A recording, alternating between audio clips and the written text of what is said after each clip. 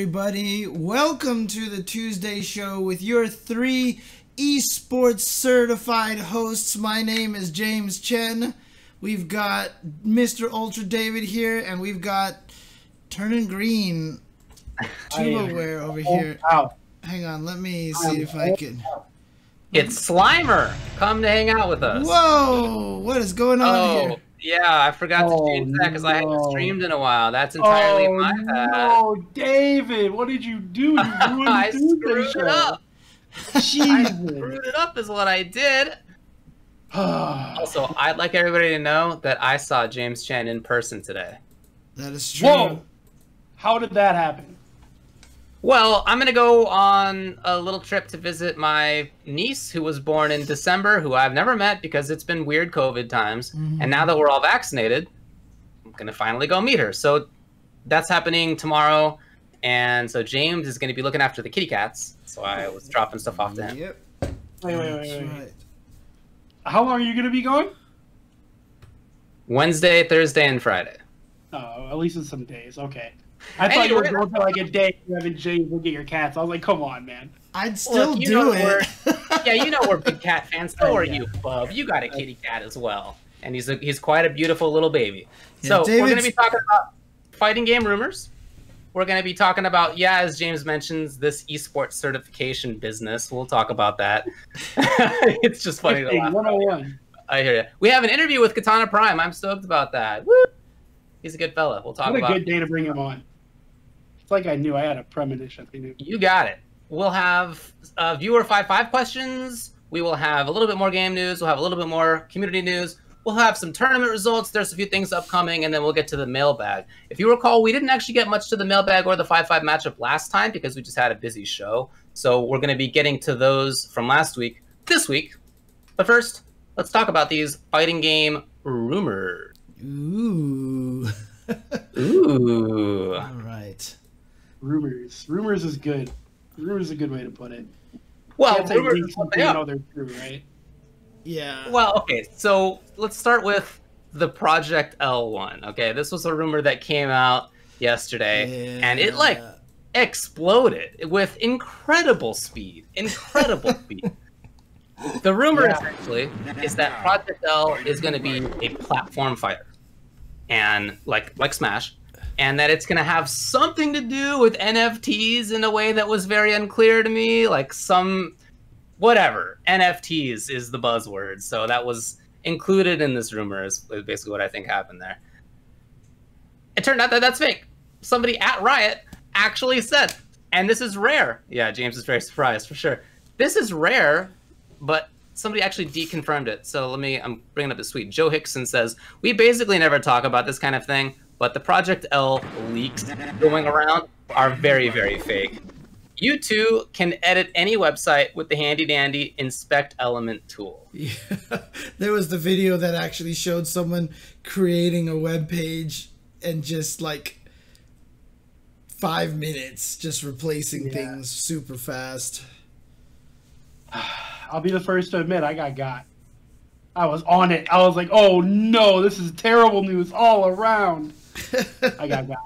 I mean, I kind of got. Like, there was a brief period. There's maybe like literally a 20-second period where this rumor came out, and then a tweet by supposed Project L Twitter account came out.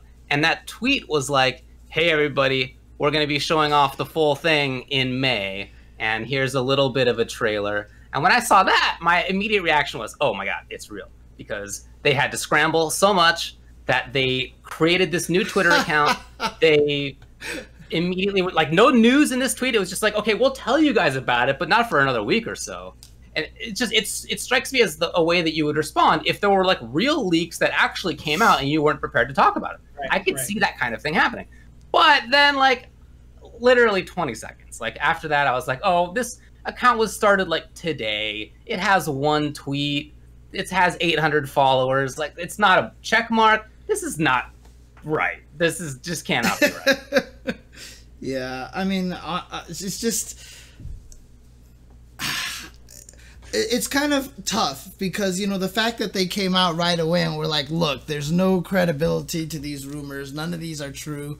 It's always one of those things now that, you know, it always feels like if a rumor comes out, if there's no response to it, that means it's true. You know, I mean, I feel like we're just kind of continuing that idea. You also, you know what I just thought about right now about how stupid all of us are? They're not going to call the game Project L. Yeah. Right. Yeah. Wasn't Valorant like Project M or something like that? Like, they're not calling the game Project L. And everything said Project L. Like, man, I'm stupid. Yeah. I was just really excited I think everybody is just really excited for any news. News at all. I think I know one of the people who's going out there who's coming to the offices to actually play the game. I feel like there was a hint on Twitter of one of the FGC members who is actually going to get a chance to play it. It's not me, let me tell you that, and that's probably a wise choice on their part. But I think that there are some people who might actually get a chance to try it pretty soon. Well, here's the thing.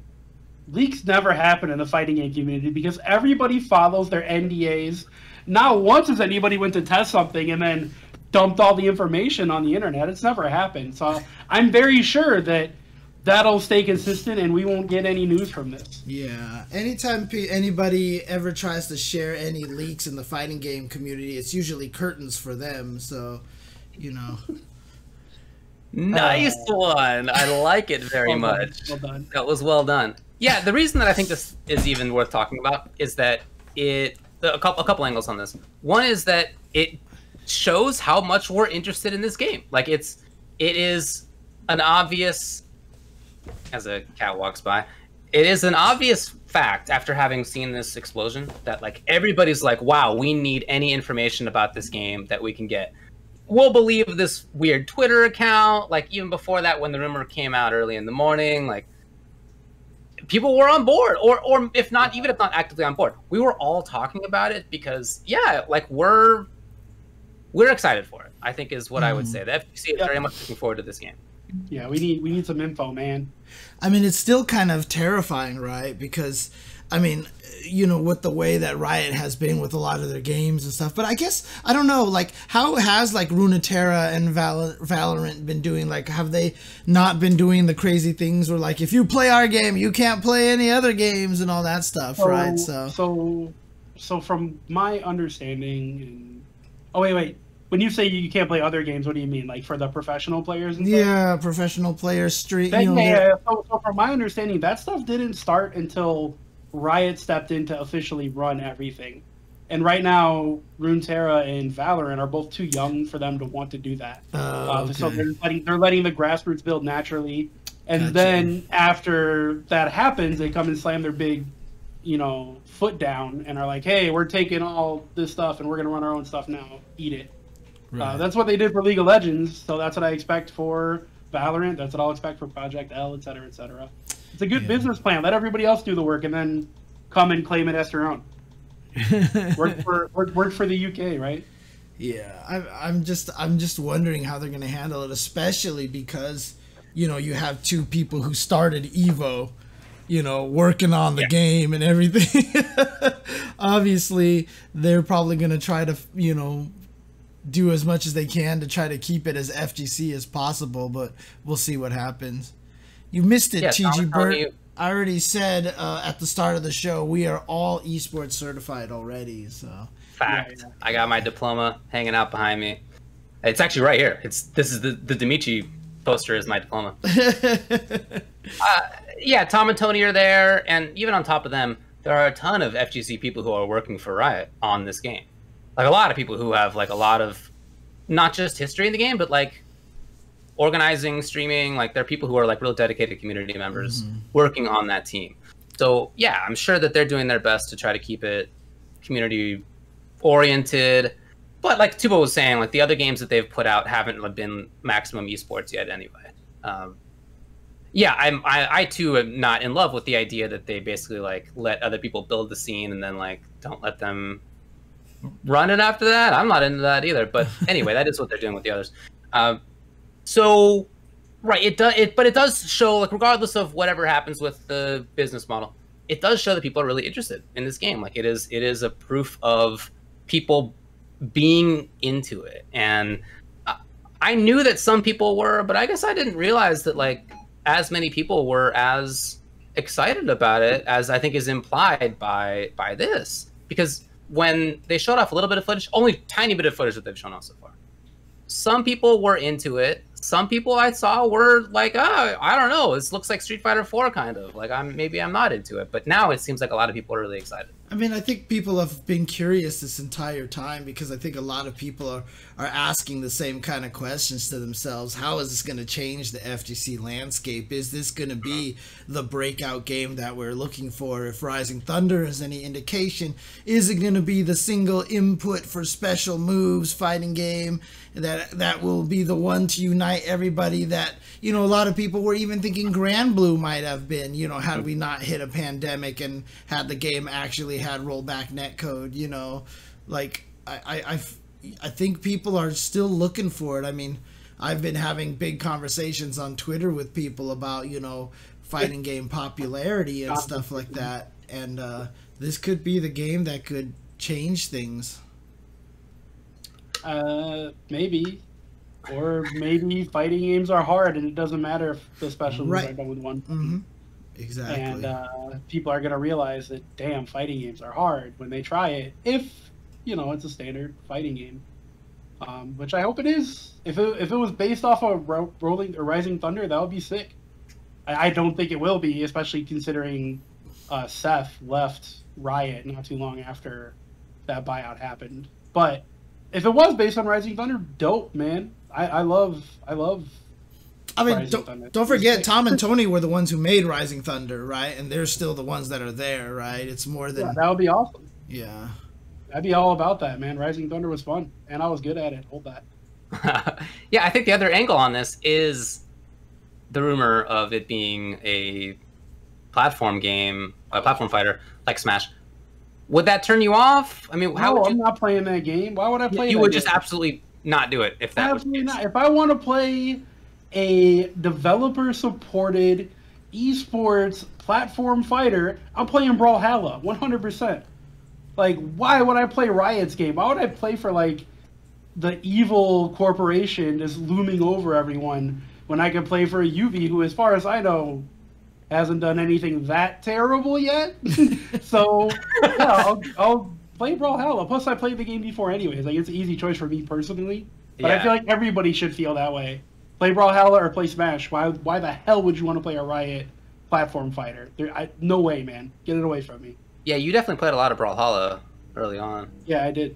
I mean, for me, I like Smash. I never played Brawlhalla, but it doesn't turn me off. I don't know. I mean, I'm not currently like taking Smash seriously as a game, this one or Melee. But I've played it a lot. I really enjoy it, and I could totally see myself playing it more or whatever. It just, I really like some other fighting games more, is like all that it is. But I can imagine myself doing that. Like, I played Brawl in tournaments for a while. I'm cool with that. So it doesn't really turn me off. And I get it. Like, dude, Smash, I think I read is at 22 million copies sold. So it's like an absurd number sold. And by contrast, the other fighting games out there are like proud to reach. Tekken is stoked to reach 7 million, I think they're at. Or was it 8 now? They're at 8. They're at 8. They're at 8 now. Yeah. They're stoked about that. And rightfully so, but like by comparison, 22 is absurd. So if part of that is due to the fact that it's a platform fighter, part of the success of Brawlhalla as well, super popular game, tons of entrants, as we've talked about, really big esports tour. Part of the success of that stuff is them being platform fighters. I would get why Riot would want to make it a platform fighter. So it doesn't seem like that's what's happening, but I think it wouldn't surprise me, and I would be okay with it. I mean, look, my opinion on it is, you know, I wouldn't mind it being a platform fighter because I don't find it, one, you know, any less legitimate than other fighting game formats, but two, you know, I wouldn't mind it if they tried something completely brand new. you know, in this giant conversation about fighting game accessibility and stuff that I've been talking about, I've been thinking about other ways. You know, we've even got a bunch of questions on alternate win conditions and how we're gonna, you know, I've thought of some interesting ideas. You know, I'm not going to repeat them here because, you know, I think they might be actually pretty decent. But, like, I really wouldn't mind them coming out with some really different kind of ideas on how to do fighting games. If they just did something that was completely brand new and we haven't seen before, I think that's great. Right? What if, like, let's say, for example, oh, it's a League of Legends based fighting game. You know, the damage is actually all done to the tower on the corners, and you're just trying to push them into the tower, and they're taking damage by hitting the tower or something. Like, if they did something like that, I don't even think it would be that bad. I think it would be really cool to try something different. And yeah, I was saying that when the news of this first broke, I was like, yeah, what if you do enough damage to somebody, and then rather than dying, now you just release super minions onto them, and now there's like your little super minions are attacking with you against the opponent. Then they could like retreat to their corner where maybe they could get some items, maybe even some random items or whatever. Right.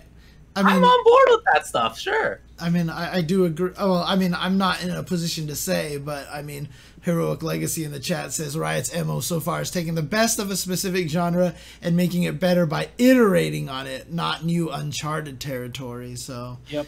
Fair enough. Yeah, that's pretty much exactly what Valorant is. Yeah. Fair enough. Yeah. All right. Well, again, this rumor seems like it's complete nonsense. So, thank goodness. I do think it's fun to talk about. There was another rumor. Let's move on to that second rumor. There was another rumor, wasn't there? There is. This rumor comes. I spent a while hunting this down. So it comes from a guy named Daniel Richtman who has leaked other stuff in the past, some of which he's been right about, but also some of which he has not been right about. And the rumor is that NetherRealm Studios is working on a Marvel fighting game for next generation consoles. NetherRealm Studios making a Marvel game, which has been the territory of Capcom for 25 years. Maybe a little bit longer than that, actually. That's it. I mean, it's a very simple rumor. There's not a lot of info out about this. It might be complete nonsense, but what do you guys think? I think a Warner Brothers company producing a Disney IP is ridiculous, and it will not happen. And I think this rumor is extremely fake. However, if it is real, I don't even want to think about it, man. Every Marvel player I saw tweeting about it was just like, God, no, please, no, just don't, please. And most of them are just worried about the animation looking stiff. Dial-A combo does not work for superheroes. It doesn't look good in Injustice either. So we can't imagine it looking very good in a Marvel. It's worrying, man. It's scary. I don't like it. I feel torn. I feel like I would put way more effort into liking this game than I would want to because I haven't liked any NRS games in the past. And it's just me. I don't think they're bad games. They're just not for me, to make that clear to everyone. Yeah, I don't know, man. Like, I would be so torn. I wouldn't want the Kitana Primes of the world out there commentating Marvel. Okay, they can stick to Injustice and Mortal Kombat. Marvel's my territory. So, Mr. Aquaman, no, you cannot commentate a Spider-Man versus Wolverine match, okay? That's not how this works, bub. So, yeah, I'd be super torn, man. I don't know how I take it. They're going to steal your job. I mean, Nothing, you, man. Honestly, I mean,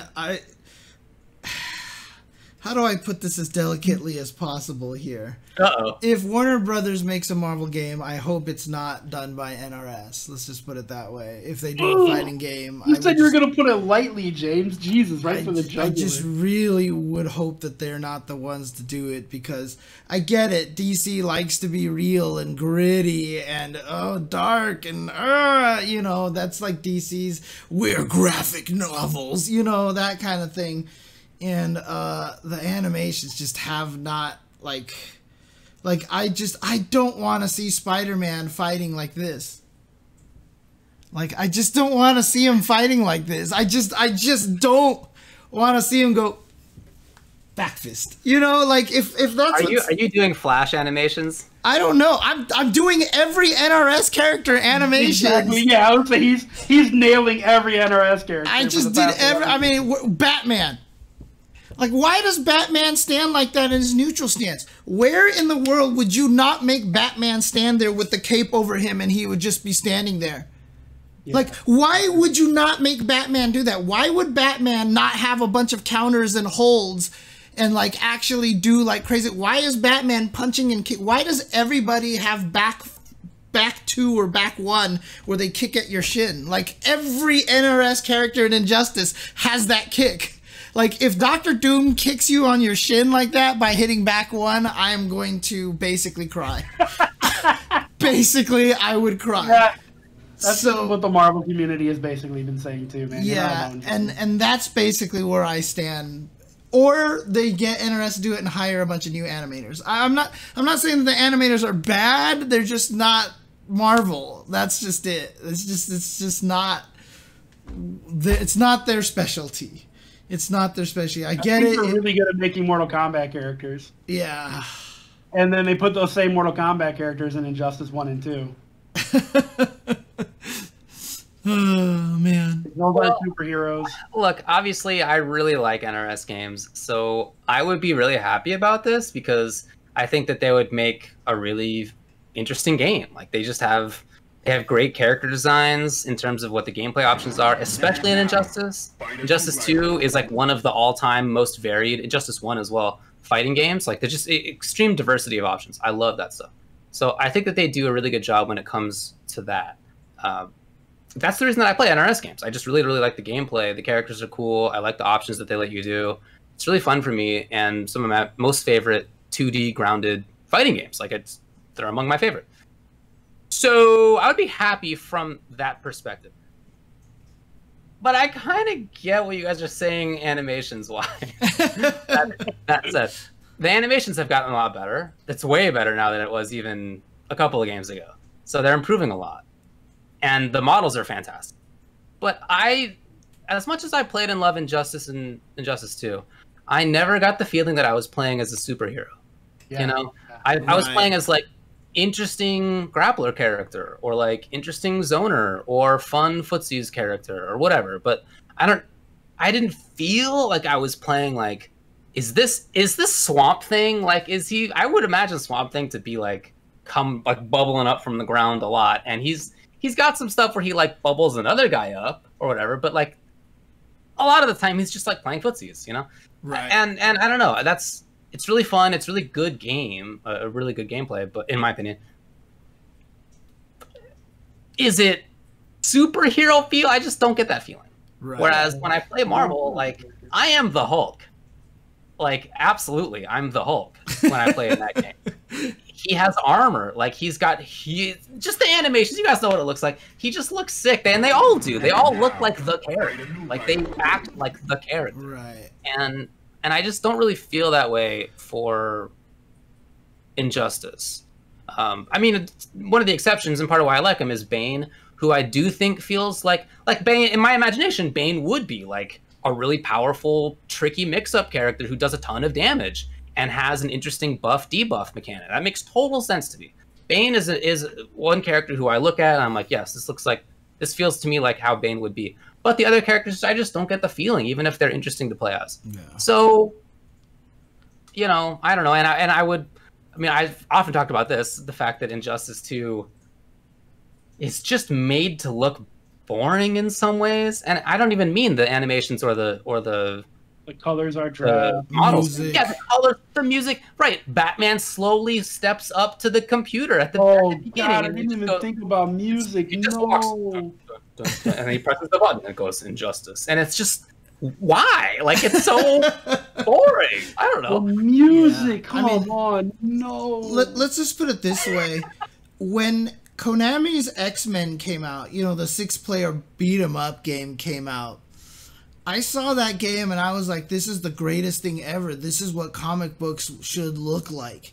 You know, and Wolverine is walking around standing straight up, you know, and he's kind of walking around, and I was like, this is the greatest. And then X-Men Children of the Atom showed up in the arcades, and Wolverine is just like half the size of everyone else because he's so squat, and he's got that stance, and when he's just slashing, he's just everywhere.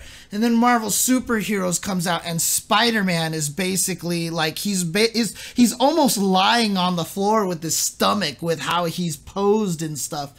And you know, when I saw those games, like seriously, like that blew my mind. And now I go back and look at X-Men by Konami, and Wolverine's walking around like you know, and it's like, holy crap. And you know, that's the kind of thing, like Psylocke, the way she stands there and is just like, you know, like posing like this, and everything about the way that Capcom did those Marvel games is what I imagine Marvel to be now. And so I would cry, like I said, if I saw, you know, Spider-Man standing here like this. I would. So all three bigger than everybody else. He's like Grundy size or something. Like, yeah, yeah.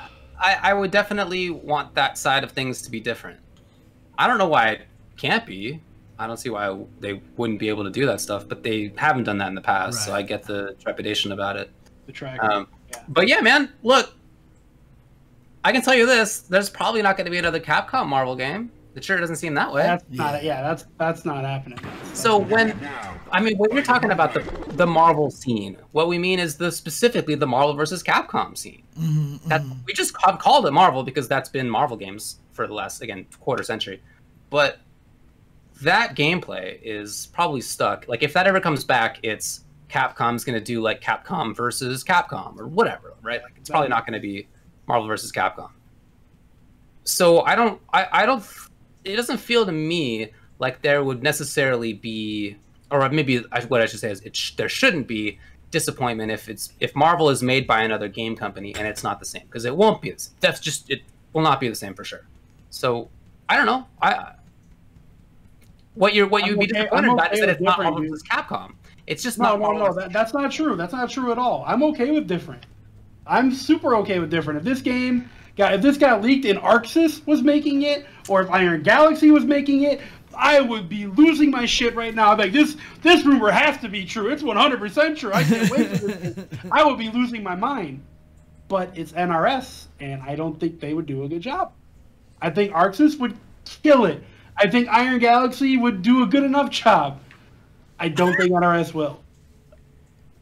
Yeah, I mean, when we first heard it, you know, you saw what I said was the reason that I feel that this rumor is false, is that imagine being Marvel and taking a view of all the current fighting game developers out there and being like, which one would do the most justice to what I want my characters to look like, and not ending up on Arxis. Imagine not choosing Arxis for that. Like, it's also clearly the right answer. Yeah, but here's the other problem too, is that we saw what happened with MVCI. You know, it's heavily assumed that Marvel was the one that pushed for the realism instead of the cartoon aspect, and then the more muted music and the dull gray tones and stuff like that. I mean, maybe that is what they're looking for, honestly. Maybe that is what they're looking for. Look, NRS will make a game that sells really well. I'll probably love it. I don't know if you guys will, but I'll probably have a blast. You and Kinder Party will have a blast. I would probably have a blast.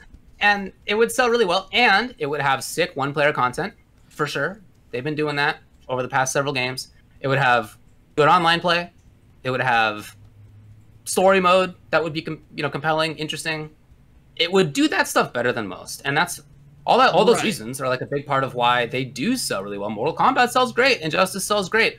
There's a big proven track record there that I think would make a lot of sense if you are Marvel trying to just like have your IP be turned into a game that will actually sell well. Like, think about recent examples. Marvel Infinite, nope. Whatever the recent one was called, Avengers, right? The one that just completely flopped. Avengers game. Yeah, they've had a couple of flops, a couple of big time flops. They might go for something that's a proven track record. It's not like Marvel Studios is out here picking this. Like these studios are buying the rights to use the Marvel name. Well, they're selling, but Marvel's selling the rights. Right. Sure, but I don't think they're like hashing people out that closely. Like I don't think they're like caring that much who buys the IP, as long as they haven't screwed up too horribly in the past. Or if they're a direct competitor like Warner Brothers, I don't think they would sell to Warner Brothers. Yeah. But it's from what I understand, it's like mostly companies offer X amount of dollars, and Marvel just goes okay.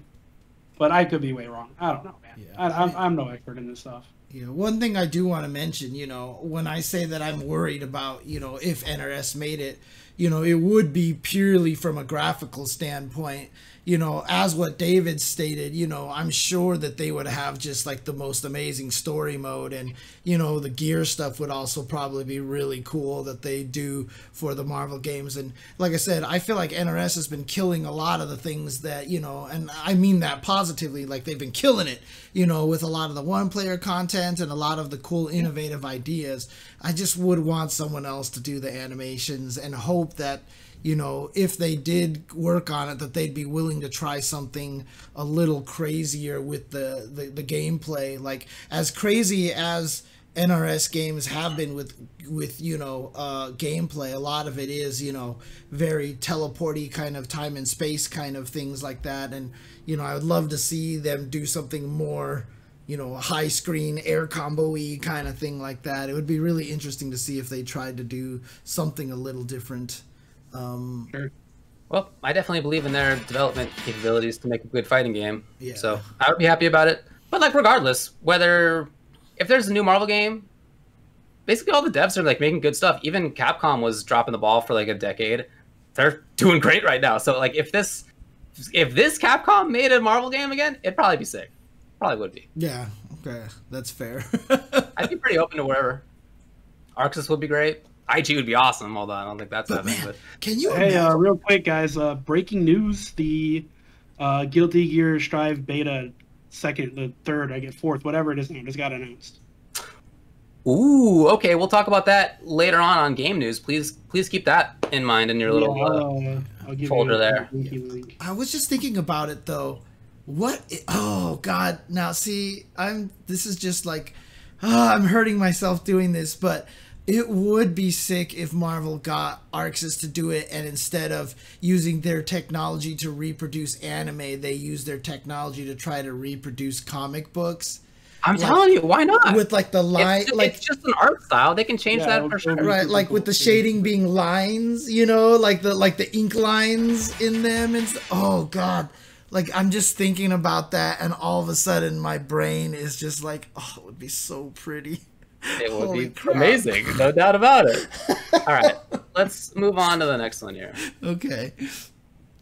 Esports certification, baby. All right, here's the news. You don't sound excited, my friend. Here's the news, everybody. We are excited to announce the launch of Esports Certification Institute, a public benefit corporation created to foster professionalism, promote meritocracy, and increase diversity and inclusion in esports. ECI was created to give another path into esports for industry hopefuls. That's from a tweet that was put out by the Esports Certification Institute today that I hadn't heard about before, but it just kind of launched today. And essentially the idea of this is that they have a certification test that you can take. And the idea of that is to show that you understand esports, so that when you then try to get hired in esports, you can show them, I have the certificate, so this shows you that like I know about esports. And this is in response to kind of a couple ideas. One is that it's hard to hire in a way in esports because there's no established like hiring pipeline in a way that many industries have built up over the years. There's just nothing like that in esports. It's been moving really fast, it's changing all the time. There's nothing like that really exists. So what happens is that people kind of hire like folks who they know, or you just happen to get lucky. You just get a lucky hire. Somebody happens to take a look at your resume, or they happen to see a tweet that you put out, or like whatever it is. It's very happenstance. And another issue is that esports has a big problem with inclusion and diversity. I don't know if we've talked about this before. We talked about this before? Maybe a billion times. Yeah. So that's an issue, and it's an issue in the FGC, but like it's a big issue in especially other areas of esports. And one of the tweets here, well, one I just read and other stuff that's on their website, says that part of what they're going for here is just to help build an actual meritocracy where it's not about who you know, because that could continue to create this kind of like everybody who gets hired is a white guy over and over again, which is kind of what's been happening. And if you just have like the proof of like, hey, I know what's up, regardless of what your background is, I think their idea is that that would help get rid of these underlying problems. So that's a little bit about the news here. There's a lot more to read on it that I'm not going to get into entirely, but they do have, I think, a couple of things to say on this. One is that the test costs $400, which is, as they point out, on the lower end of certifications in other industries. So take that for what you will. And then another one is that they have a bunch of people in their advisory board who are good folks. I know some of them really well. Some of them are friends of mine. Some of them are from fighting games and Smash. And others are from like every other aspect. And it's a diverse-ish group for, you know, considering that it's esports. It's not like the most diverse group in the world, but like it's more diverse than some. And so the advisory board, I like a lot. I think that like might be my favorite part of this organization so far. But anyway, that's the news. Let's talk about it. What do you think? I think you should advise all your buddies to get off the board right now, David. I think this is very clearly a grift. I can't believe that they think charging $400 for a meaningless piece of paper is unifying anyone in esports. This shit's a joke, man. It's a joke. It's bad. I hate it. Well, what about it? I mean, just explain a little bit more. Most people that are trying to break into anything in America right now cannot afford an extra $400 out of their pocket. It's just helping the privileged raise themselves up more. I couldn't spend $400 on this. Like, that's whack. You know, like I think it's just not diversifying. It's dividing people more than it's unifying them, for sure. I mean, my main question that I'm going to pose to everybody is, if a Valorant player reports the following kills from their matches, 10, 10, 11, 12, 13, 14, 21, 22, 25, 26, 29, 35, 37, 38, what is the value of the third quartile of the data set? Is it A, 21.5, B, 26, C, 29, or D, 35? Holy shit. If you know how to answer that, you know esports. Let me tell you. You are an esports expert if you can answer that question, guys. Look, the way that I stand on this right now is that the one thing that is actually a question. I just want to point out. Yeah. That I'm reading that literally as one of the questions was from there. Look, legitimately, what makes me sad is that esports is a modern industry. We're an industry that's created by youthful individuals, by people who have the ability to craft an entire industry from the ground up. We have the ability to set the rules how we want to set them. And the worst thing that everybody who gains any sort of power in esports tries to do is mimic already established industries. This is the number one fault that I think that the esports industry is going towards, right? So every single time we try to do something, hey, let's copy sports. Hey, let's copy this. Let's even name ourselves esports to sound as stupid as possible, right? And so the whole concept of certification is a gatekeeping method, right? It's a kind of way to force you into only being able to get certification if you're already in the industry and have a job and have a company that can pay for it. And, you know, it's a cost thing. And, you know, the people who are on the board probably have very positive intentions of this because they want to make sure that they create a system by which people can get certified, so you know you can hire them, etc., etc. And like I said, I feel like that they have good intentions, but they're doing it by copying something that already exists. And just because it already exists doesn't mean it's the right way to do it. They're just trying to find out, how does everybody else do it? Let's do it that way too, because obviously that's the right way for it to work. But you know, you sit here and you're like, I want to be Java certified. All right, here's $2,000. You know, I want to be, MS this certified. I want to be that certified. It's always thousands of dollars. The whole entire thing is just this weird kind of gate-kept method to really benefit those who already have an advantage by means. And we need to figure out a different way to do this. And this is the thing that disappoints me the most about esports in general, is that every time I see the esports trying to grow, all they do is just copy what exists, not in a way that I think is beneficial to esports. We can do things so differently these days. You know, I mean, the company that I used to work for, when I first worked for them, they just didn't care about resumes. They didn't care about whether you had a PhD or whatever. They just checked to see if you were good. As the company got bigger and more corporate, we started leaning more on the resumes and all this stuff like that.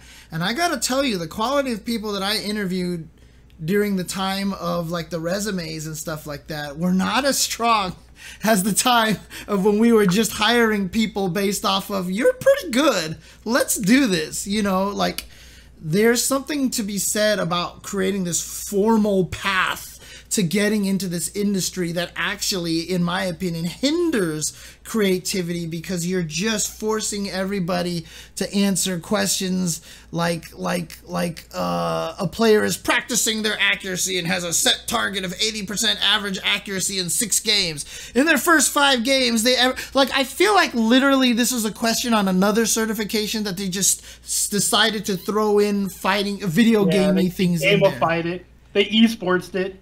Right. So that's the thing, is like, there's nothing about this that is the right process. We are in such a unique position that we can do everything brand new in our own way. And it makes me sad to always see that we're always trying to mimic existing things, as opposed to, you know, really trying to establish different ways of doing things. I think that's all very well said, dude. And I agree with much of it, for sure. Yeah. When it comes to things like standardized tests, big colleges and universities are actually going away from that right now. The University of California system isn't going to be using SATs and ACTs like they were before. Oh, really? Because they recognize that it has not actually led to a more meritocratic situation. In fact, it's part of why it's their gatekeeping tests, essentially. And it has been known for a long time that they have, like, without maybe even intentionally trying to be racist, they have racist outcomes. They ask questions that are things that people in certain socioeconomic groups will more likely know than others, and it's just it has been self-perpetuating. So while they're moving away from that, because it's not helped with inclusion and diversity, I do think it's pretty weird that anybody in esports would try to, like, take the opposite path that what one group is moving away from after having tried it for like the last several decades, because it hasn't worked. And then you try to do a similar thing. And in law, look, passing the bar exam was expensive. It was $1,000+ or something like that to take the test. And the testing, the study thing that I did for it was more than that, and it required me to not be working. I had to just study full time. Like, it was expensive. All that stuff means it's expensive, and I have to spend $300 to $500 or whatever it is per year to maintain my bar license. Like, the point of those things is to gatekeep. It's very explicit. Those are explicit gatekeeping measures. The idea being that, like, only people who are really knowledgeable should be people who are in here.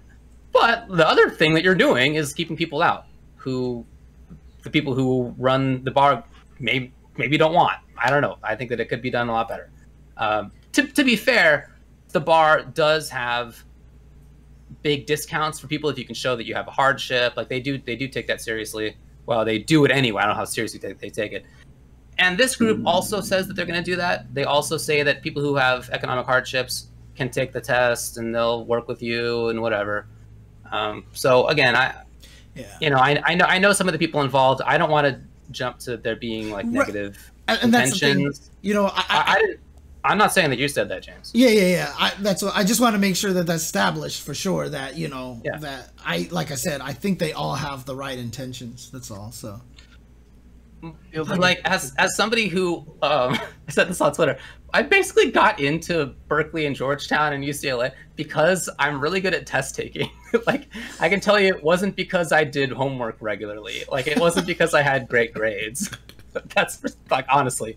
I was just a really good test taker, and that's like a certain kind of intelligence. But like it's other kinds of intelligence are like people who do work really hard or who just don't the adrenaline of those moments that I feel helps me do better makes them not do as well, and they're bad test takers even though they're super smart people. And even more than that, I knew plenty of people who I thought were super smart who didn't have the time and resources to just study. I did, to be honest. I mean, my family had the money. I could do it. I was able to sit at home for several months studying for the bar exam and studying for the LSAT. Like, those are not common things. They're things that I'm lucky enough to have. So those tests helped me out, but also those tests are designed to help me out. Like, I'm the person that they're designed to help. Like the middle to upper class white man. Right. That's like I'm the guy. So. And those are not things that I want to keep. I don't want to perpetuate that stuff. Like I don't want that to happen in esports. I don't want it to happen in larger life either.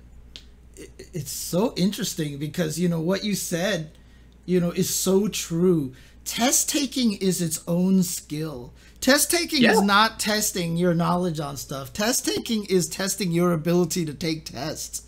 I still remember in my physics class, I didn't do so well at first. And then I figured out a way that I could do super well on all of the tests, and I didn't learn a damn thing from that class. I actually memorized every formula from the chapters that we were studying, and as soon as they said, go, I turned my paper around and I wrote every formula on the back of my paper so I didn't have to have it in my head anymore. After that, I just went to the question. I didn't read the question. I just looked at every number and variable, and they said the length of this or the force of this, and I just wrote this equals this equals this. And then I looked at my formulas, and I plugged everything in until there was only one number that was unknown, and I wrote that down as the answer. And I got like an A on that test. I like almost aced that test. I don't even know what the question said. You know what I mean? Like literally, I have no idea what the question said. And like you said, taking a test is a skill. And that's like crazy, dude. Like it's when you said that, it's just like, it's so true. You're good at test taking, like dude, it was obvious to me from early on. Yeah. Cause I had friends who I felt were probably smarter than me. And we would both take some standardized test in middle school or whatever. And I would come out killing it. And they would completely take a dump on it. Like it was clear to me from early on. Anyway, this is not something that I want to perpetuate any more than needs to happen. And like I said, I'm happy that colleges and universities are moving away from that model. When it comes to in-school test taking, like I'm sure that's still going to take tests probably. I don't know that you get rid of that entirely, but when it comes to these big standardized tests, beginning to move away. Good. Mm-hmm. And I don't want that to happen in esports. I don't want that to come in this community. And there's even a question, and John's saying it in the chat, and I totally agree. There's nothing to say that if a black person has the esports certification and a white person has the esports certification, that you're not going to hire the white guy anyway, right? Like this, it's not the path to having a meritocracy. If the SAT did that 30 years ago, we would have been there. Like it just doesn't work like that. You still hire the people who you wanted to hire anyway. So I don't see it as being very effective, and I could imagine a way in which it would be harmful to this idea of having a more inclusive, more diverse group in esports. I mean, I don't know. I mean, I'm surprised at some of the people who are involved with this. I don't know how closely any of them are actually involved with it, but you know, I'm gonna try to keep an open mind and see what they have to say and see what they're going to be doing on it. And I'm very skeptical, but I'll try to stay open minded, I guess. Yeah, I'd have an open mind if it was free. That's about it. Yeah, I mean, just for me, I just don't see how the esports certification would have helped us find Spooky. I don't see how the esports certification would have helped us find Mondo. You know, I don't see how the esports certification would have helped us find Tasty Steve. I don't see how it would have helped us find Hanzo Gonzo. And, like, these are all super important people. Or Yipes. Yeah, exactly. And so... yeah, I mean, even more than that. Larry, Biggie, I mean... Tom and Tony, maybe. No, Tom and Tony... Maybe not those guys. Yeah, yeah. But many of these people, for sure. But yeah, that's the main thing for me. So yeah, dude, I'm definitely on board with that. You know for a fact I never did homework. How dare you? How dare you? You probably never told him, but he probably just made the assumption correctly. How dare you? I used to show up to English class in senior year not having read the book at all, and there was one time my teacher knew this. She asked me to recite like the end of the book. She was like, "All right, David, how's the book end?" And I was like, "Oh, well, what happened was, so there he was, and he and the other character." And I'm just rambling for probably 2 minutes like that, and it got so uncomfortable that one of my buddies was like, "I think what David means to say is that he died this way," and I was like, "Exactly, that's what I'm trying to say all along." And my teacher got so mad. I mean, when I was in school, like, I was always that kid who tried to do all the homework assignments. I was really good. My teachers loved me and stuff like that. And I still remember there was one class where, you know, the teacher knew I was just doing so well in the class. She always checked to make sure everybody did their homework. So she walked by at the beginning of the class, show me your homework. She would check you down, and then she would go over the homework and answer all the questions for people. All she really cared was that you did the homework. One day I accidentally left my homework assignment at home, and when she got to my desk, I was like, "Oh crap, it's here somewhere. I'll show it to you after class." And she was like, "Okay, no problem." And she walked back and did the whole entire thing. And during the class, I did the homework a second time, just so I could have it and make sure I got the check mark. And I walked up to the teacher at the end of the class. And I was like, "I found it. Here it is." She didn't even look up from her desk. She was like, "Okay, thank you." Like, she just didn't care. She knew. Well, she knew. You're a good student, man. That cheater. I'm telling on you, James. I'm going to find your teacher, let her know. Man. You know what my teachers love me for? They love me for being punctual and on time. And look at that, we're right out of time. Time to bring on our boy Kitana Prime. Nice work. Nicely done. Nice work. Somebody's been studying segues lately. Listen, man, I was a fucking Segway king before Sajam was even Sajam. All right, he was Steve back then. Steve. God. Back in the day, yeah. All right. So we're going to have Kitana Prime on. Do you want to take a break first? Yeah, let's take a quick break and get Kitana Prime, Mr. Bryant, into the voice chat, and then we'll be right back with his thoughts on all sorts of things that you can see. Okay. All right, welcome back, everybody, to the Tuesday show. Let's just jump right into it. Let's bring on our guest, the inimitable Kitana Prime. How are you doing, sir? Wow, that is a very good word. Oh, I actually watched the James Sensei. You know what's crazy? I actually do. Because for whatever reason... Hang on a second. KP? Hang on a second. Yeah. Mute your OBS Ninja real quick. It should be. Unless it's not. Okay. There you go. There we go. All right, so get them out of there. The YouTube algorithm, for whatever reason, maybe like a month ago, right? I was just scrolling, and then a random Tetris tournament popped up. I watched it, and then I watched more because that's what it does. And then all of a sudden, it's 3 a.m. and I'm like, "What the fuck? Why is James here?" And I've been watching you like all the Tetris World Championships for like the past 3 years, just to see like, all right, let me see, is James really, he got those? And you do. So thank you.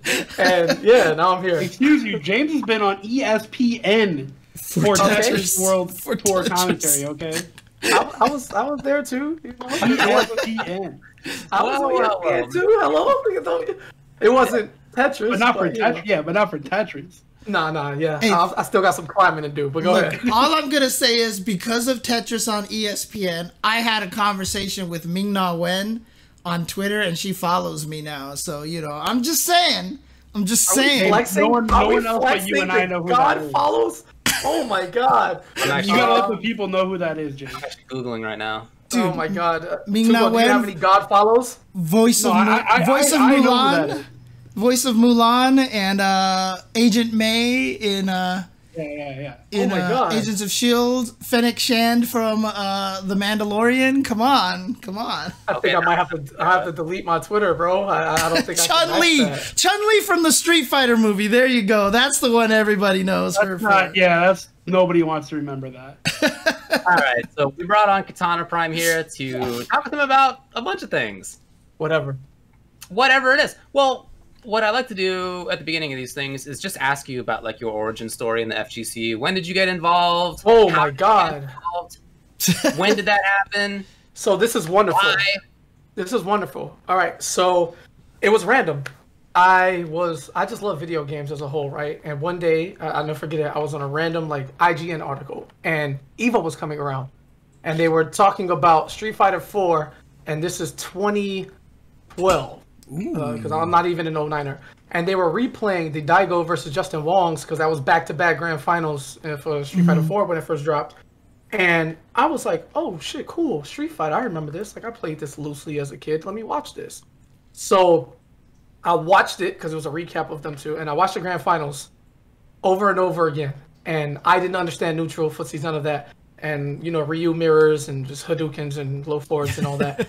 And I did the worst thing you could ever do, and that was read the YouTube comments. And people were like, what is this? They're just spamming. Oh, my cousin can beat them, and this is fireball. So me being smart, I say, okay, because I saw the picture of EVO, you see all the people in the back, people sitting on the floor. I initially thought that Justin and Daigo beat literally everybody in the room. So I was like, what is it about the way that these two throw fireballs that makes them better than everyone? So I tried to study as much as I could. And I couldn't get it, but I knew I liked what I was watching. So I said, damn, you know what? You know, I get Street Fighter or whatever have you. And I actually could have been a Street Fighter guy, but I did the worst thing you could do as a beginner with no knowledge of shortcuts, tech, nothing. I picked Viper. And I just was so completely lost, and it was so hard to get into. The trials didn't help. Nothing in game. I didn't know about SRK or any resources. It was just so daunting to somebody new that it pushed me away. And I said to myself, well, damn, my favorite game growing up was Mortal Kombat. I played all of them. I wonder if they have tournaments for stuff like this. So I type it in, Mortal Kombat tournament, and lo and behold, I get Power Up 2011 Grand Finals on Team Spooky, Perfect Legend versus Tom Brady. And I watched that match. I saw the different juggle combos, because at this time I'm just doing string into highest damaging ender, because I thought, hey, this is what they're doing. I didn't know about restands and plus frames and all of that. And I saw that match, and it straight up changed my whole life. I was like, there is no way that, like, how do they play the game like this? So this happens to be in like June, and as you know, I live in Florida. What majors in June in Florida? It's CEO. So I was actually attending college at the time, and the last bit of money I had for whatever financial aid I needed, instead of getting the books and the supplies I needed, I took that money and went to CEO 2012.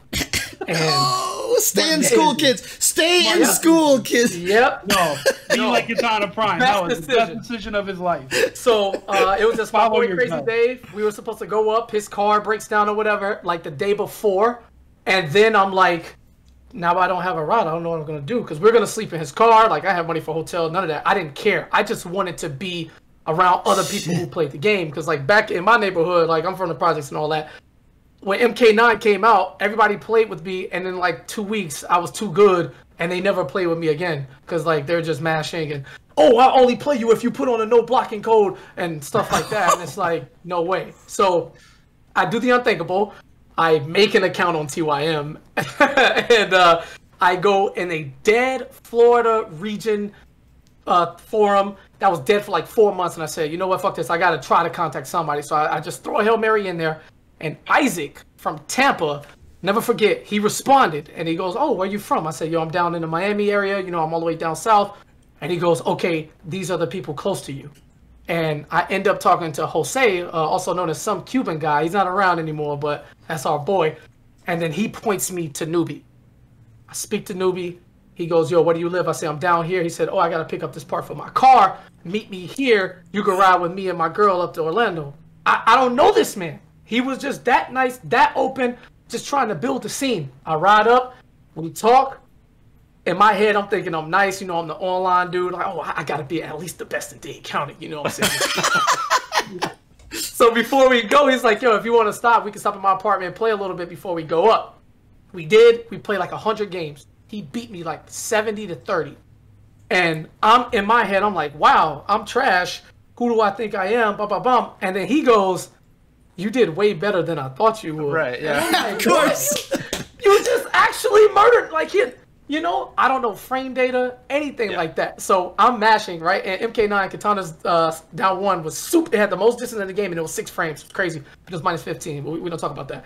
And he would hit me with Cyrex's down 4, which was plus 20, and then I'd always get hit by the follow up. And he's like, "Yo, why are you pressing where I am?" And I was like, "Cause I want to. Like, I have this move. I want to." And he was like, "You can't." And I was like, "Yes, I can. Look." And he's like, no. Like, I'm plus 20. Yeah. And I'm like, what does that mean? So he broke down the basics of frame data to me. And I'm a math guy. So, like, I was completely, it was a whole new world. And I was like, wow. So I can't do anything right here. And he's like, no. And he's playing Cyrax. So I die in one touch because, 90% guaranteed reset. Right. And my whole world was turned up. So we went to CEO. We were in the back corner, it was MK9 days, right next to Tekken 6 and Soul Calibur 5.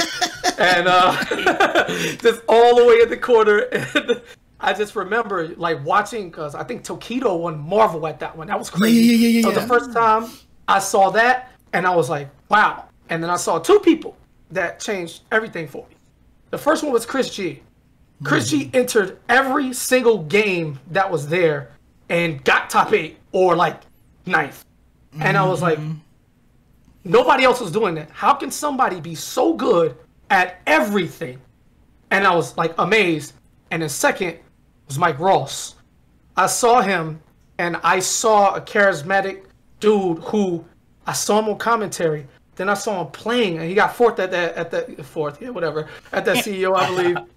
And I saw all these people around him, and I was like, wow. Like, that's the person that I am. I pride myself in versatility, so I do everything. And I'm like, I can feel at home in this space.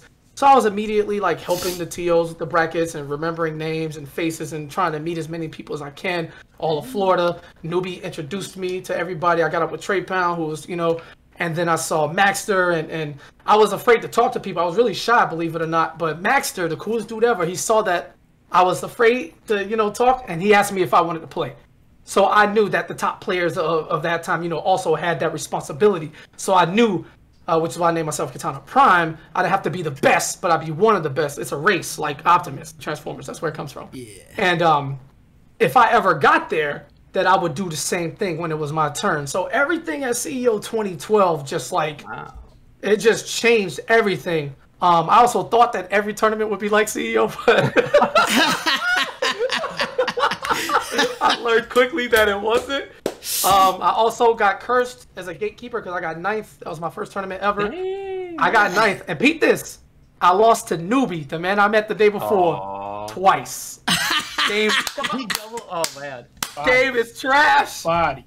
And then my first match in Losers, the dude who helped me find it, Isaac, he was my first match in Losers, and I eliminated him. It was you can't write it. It was so much, and that's just on the surface with me. I got stories from Brady, from Rio, all the people I met. It was just a wonderful experience, and I knew I was hooked. And I could not wait to go to my next one. But, you know, money, it was tough. So I didn't go to anything until the next year. But that's just how it went, man. I got online. I do what everybody does. You join the clan first. Then you get your first fake sponsor. Then you get a real one. And then, you know the cycle. That's how it goes. That next tournament was Winter Brawl 2013. I met Sonic. I met Kerbo. I met Tyrant. I met all the people from around. And it was my first time leaving the state, like, in my life. Outside of when I went to, like, Cali when I was 8. But, you know, I was visiting an uncle. And it was insane to see all the games, the hype, just the practicing, playing with people offline, and being in a hotel with thousands of people who all share a common interest that I had nobody in my life up until that point. It was insane. You know what's kind of wild is I'm sitting here like, man, you've only been around since 2012? Yep. This shit was already 9 years ago. Correct. Yeah, that was a long time ago. That was a long time ago already. Bro, I played 5 NRS games competitively. Help. I'm just gonna say this. I'm kind of upset because KP, that I've said that you're like one of my favorite commentators of all time, and I think you're also just like you're a beautiful man. You got a beautiful family. I've told you that on Facebook and everything like that. Woo! And now you have one of the greatest origin stories ever, man. Like you're just like a perfect human being, and you disgust me, and I hate you, dude. I like that. I need more people. That's what happened to me, right? Like I started to deteriorate in gameplay because too many people like me now. Like when I felt I had to prove something, like I was still good in MKX and Justice 2. I was good for like year 1 of MK11. Now I just don't even compete. I just play for fun. I'm playing Street Fighter now. Like it's fine. And I play Cammy, so people will hate me. Yes.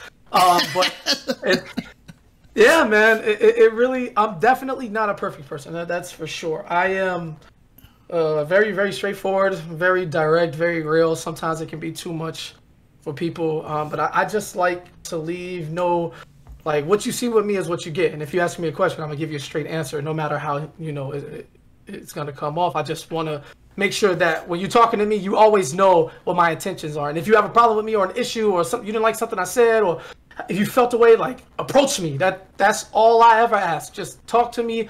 And James, we've had very real conversations in real life all the time. It just is. So yeah, it really is. I fighting games, man. I watched, my first tournament, I watched the Yipes entrance with Diminion holding the stick. That's like, how can you not fall in love with this?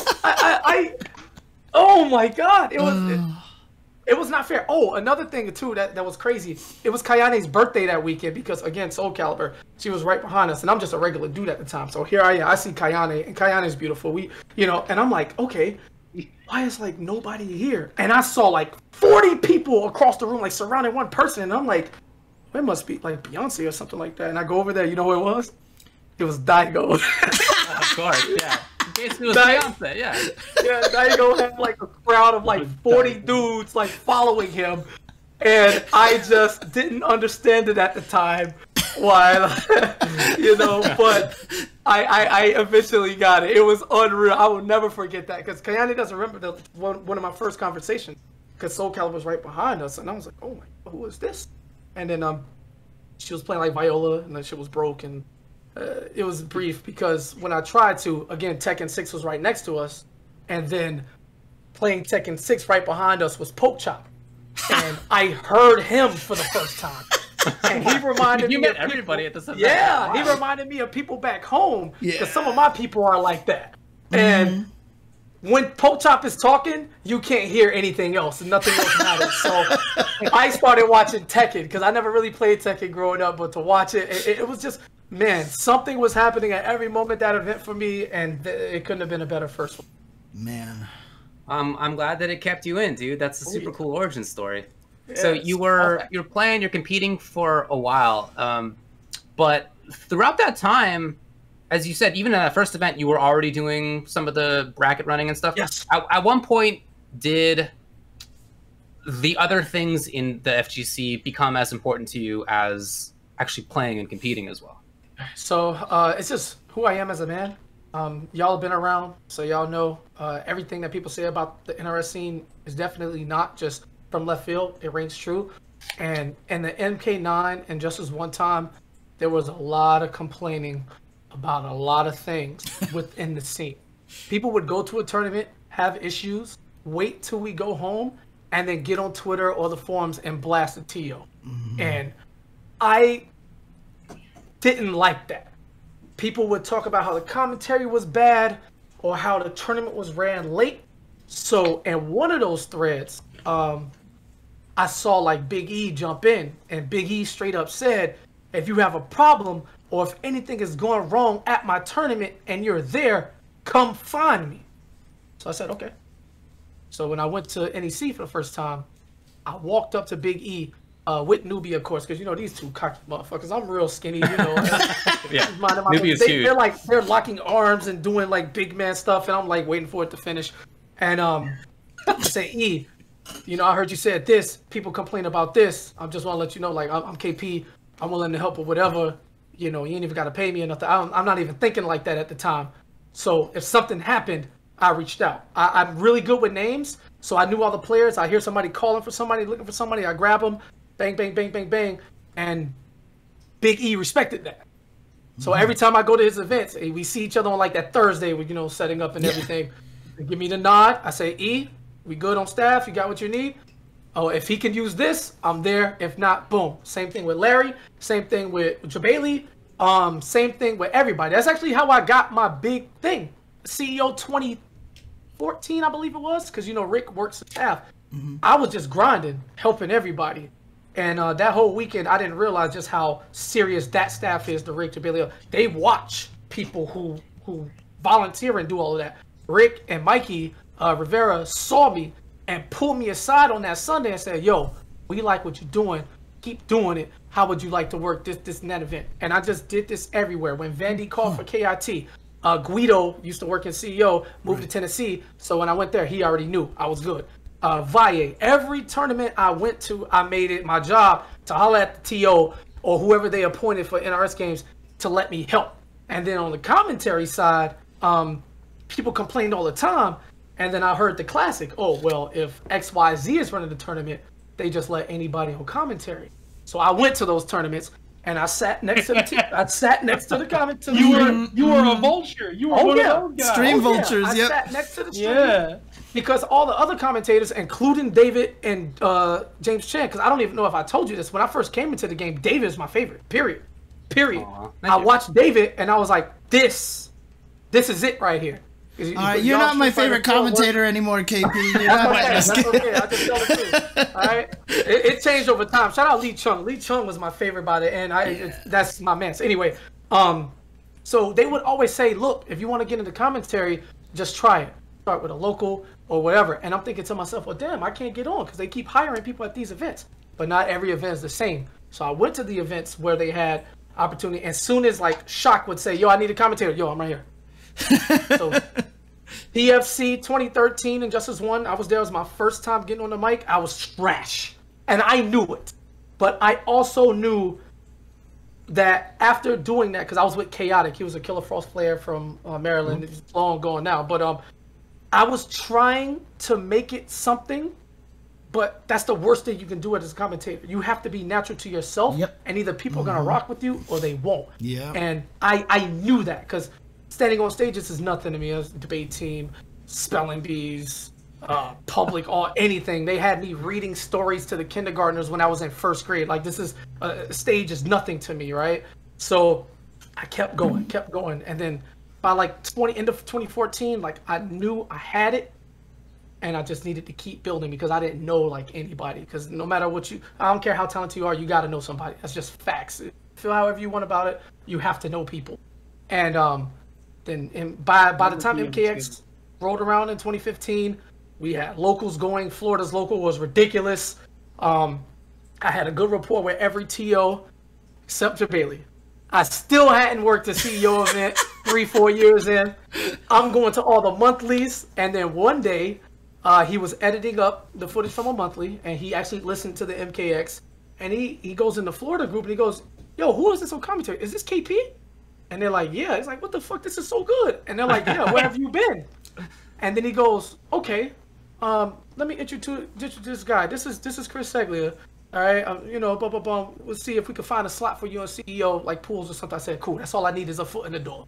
Because at this time, this is Tom Brady's. You know, Maximilian was there. Like all these people who just, you know, I'm not even in the realm. I'm still competing, and now I'm organizing like head TOing events. I'm trying to do all this at once, and I got my foot in that door. Chris liked what he heard. He said, okay, if you show me this, this, and this, see me here. And I did that, you know, and I really like Chris because he's just straight up man of his word. Got the call there, Vandy. I got the call from Rick. And I got the call straight up from NRS when, you know, after ESL, because ESL had already did their own thing and the budgets and all that. So all the West Coast guys, you know, I understand that now. Then I was hating. Yeah, bro, they couldn't hire me, but now everybody in the backyard, they don't have to pay anything. You know, you just walk there. Yeah. And then it was Pro Series, and then it was E-League. And then it was Chasing the Cup for Machinima, which is still the most viewed esports thing on network television, no matter how bad it was. I was a star of that. It's just so much. Then I'm doing Dragon Ball at the beginning. You know, me and Tasty Steve killed it that final round. They had blogs everywhere. They were talking about the commentary and like not FGC spaces. And then once the Pro Tour happened, like the World Tour happened, I got cooked because whatever, they took that shit to Singapore. And I ain't go out there. I didn't even have a passport at the time. So there's that. And I worked Soul Calibur the whole way. And I realized that I loved commentary more than anything because it's what I'm the best at. But I'm still good enough to like gate. Like I'll get top 16 at Combo Breaker with 1,100 people. I'm not supposed to, you know, like I'll get 17th at Evo with 1,500 people. Like I'm always contending. So it's like hard to pull away completely and it's so much, but it all started because people were complaining, and instead of complaining, I just wanted to make the difference. Yeah. See, that's the important thing. My main question is, when you first spoke to Seglia, though, did you present him with your esports certification document? No, actually, I didn't get much. It was at an event. Seglia was moving. As you know, Seglia moves. He walked up. Oh, this is the kid. All right, look, I'm going to do this. Da, da, da, da, bum, bum. It was 10 seconds. That was that. And I was like, all right, that's all I need. I was in my position. I did what I had to do. He gave me another 10 seconds right after. I'll see you at the next one. This keeps up. Eventually, you can get to Evo. Then I got to Evo. You know, I commentated the top 8 at NRS at Evo on a finals day. Like, that was bucket list. Boom, I could knock that off. I did, like, you know, it just keep going. He did tell me one day, never forget it, I wish you did more games. Now I'm doing more games, man. Let's get there. Let's get there, man. Let's have a conversation again. Yeah, well, that is part of what I wanted to talk about. I mean, you are, as you said, somebody who's been in the NRS scene in particular. MK was your favorite game back in the day. Like, although you played Street Fighter, you're definitely known for MK, well, for NRS games in general. But you've been doing commentary for other stuff, and you're just saying that you're playing Street Fighter now. So what are your plans, and what are you trying to do? Man, right now, I just want to enjoy fighting games again. Past 2 months, I don't know. I haven't played MK at all. I'm just turned off. Maybe I'm just not happy with some of the mechanics, the way the game plays. So instead of complaining or trying to tell people what to do, I just don't play the game. What about that? I have fun, like loosely playing KI. Like that's fun. But that's more so because I like all those guys over there. Like community really makes a difference. Yeah. NRS community is kind of ass right now. I'm not gonna hold you. It's just the worst it's ever been. And that turns me off a lot. Yeah, for sure.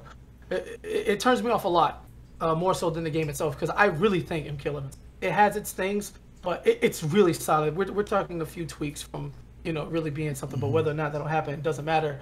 I just, you know, I just said, let me try Street Fighter because it's here. It was on sale the other day. Watching the CPT Japan 1, because I always watch the CPT events. It's just sick. Like, I understand how good high-level Street Fighter is, and it's like, bro, like, just being around Punk 2 for all these years now, man, like, it's so, like, no matter what, no matter how you could, and no matter how many games you sell, no matter what, like, Street Fighter just somehow always remains king, and you have to be tuned in, and I enjoy it. It's really fun.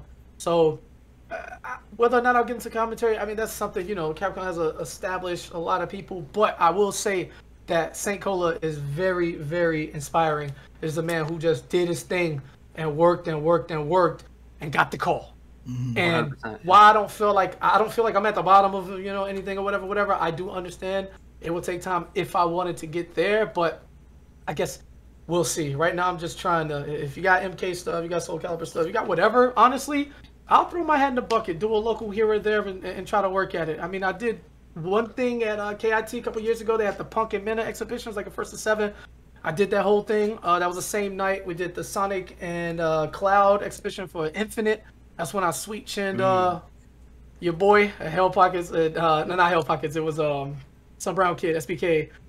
The face, that was great. You know, here and there, I'll dabble, but for now, I just wanna play and get a better understanding first. Because one thing I'll never do is disrespect the scene. I don't want to do that just because I'm KP and I can get on the mic here or there. I don't want to. Yes. Nah, because people can feel that, you know. Yeah. I mean, one of the things on my bucket list, honestly, is to commentate like a Soul Calibur top 8 with you at one point in time, dude. Like, because I think that would be super awesome. But well, that's because you already got your other bucket list of commentating top 8 with me. It's true. So it's true. That makes sense. That makes sense. I think if I ever did something with Tubo, something else, it's got to be like an after hours.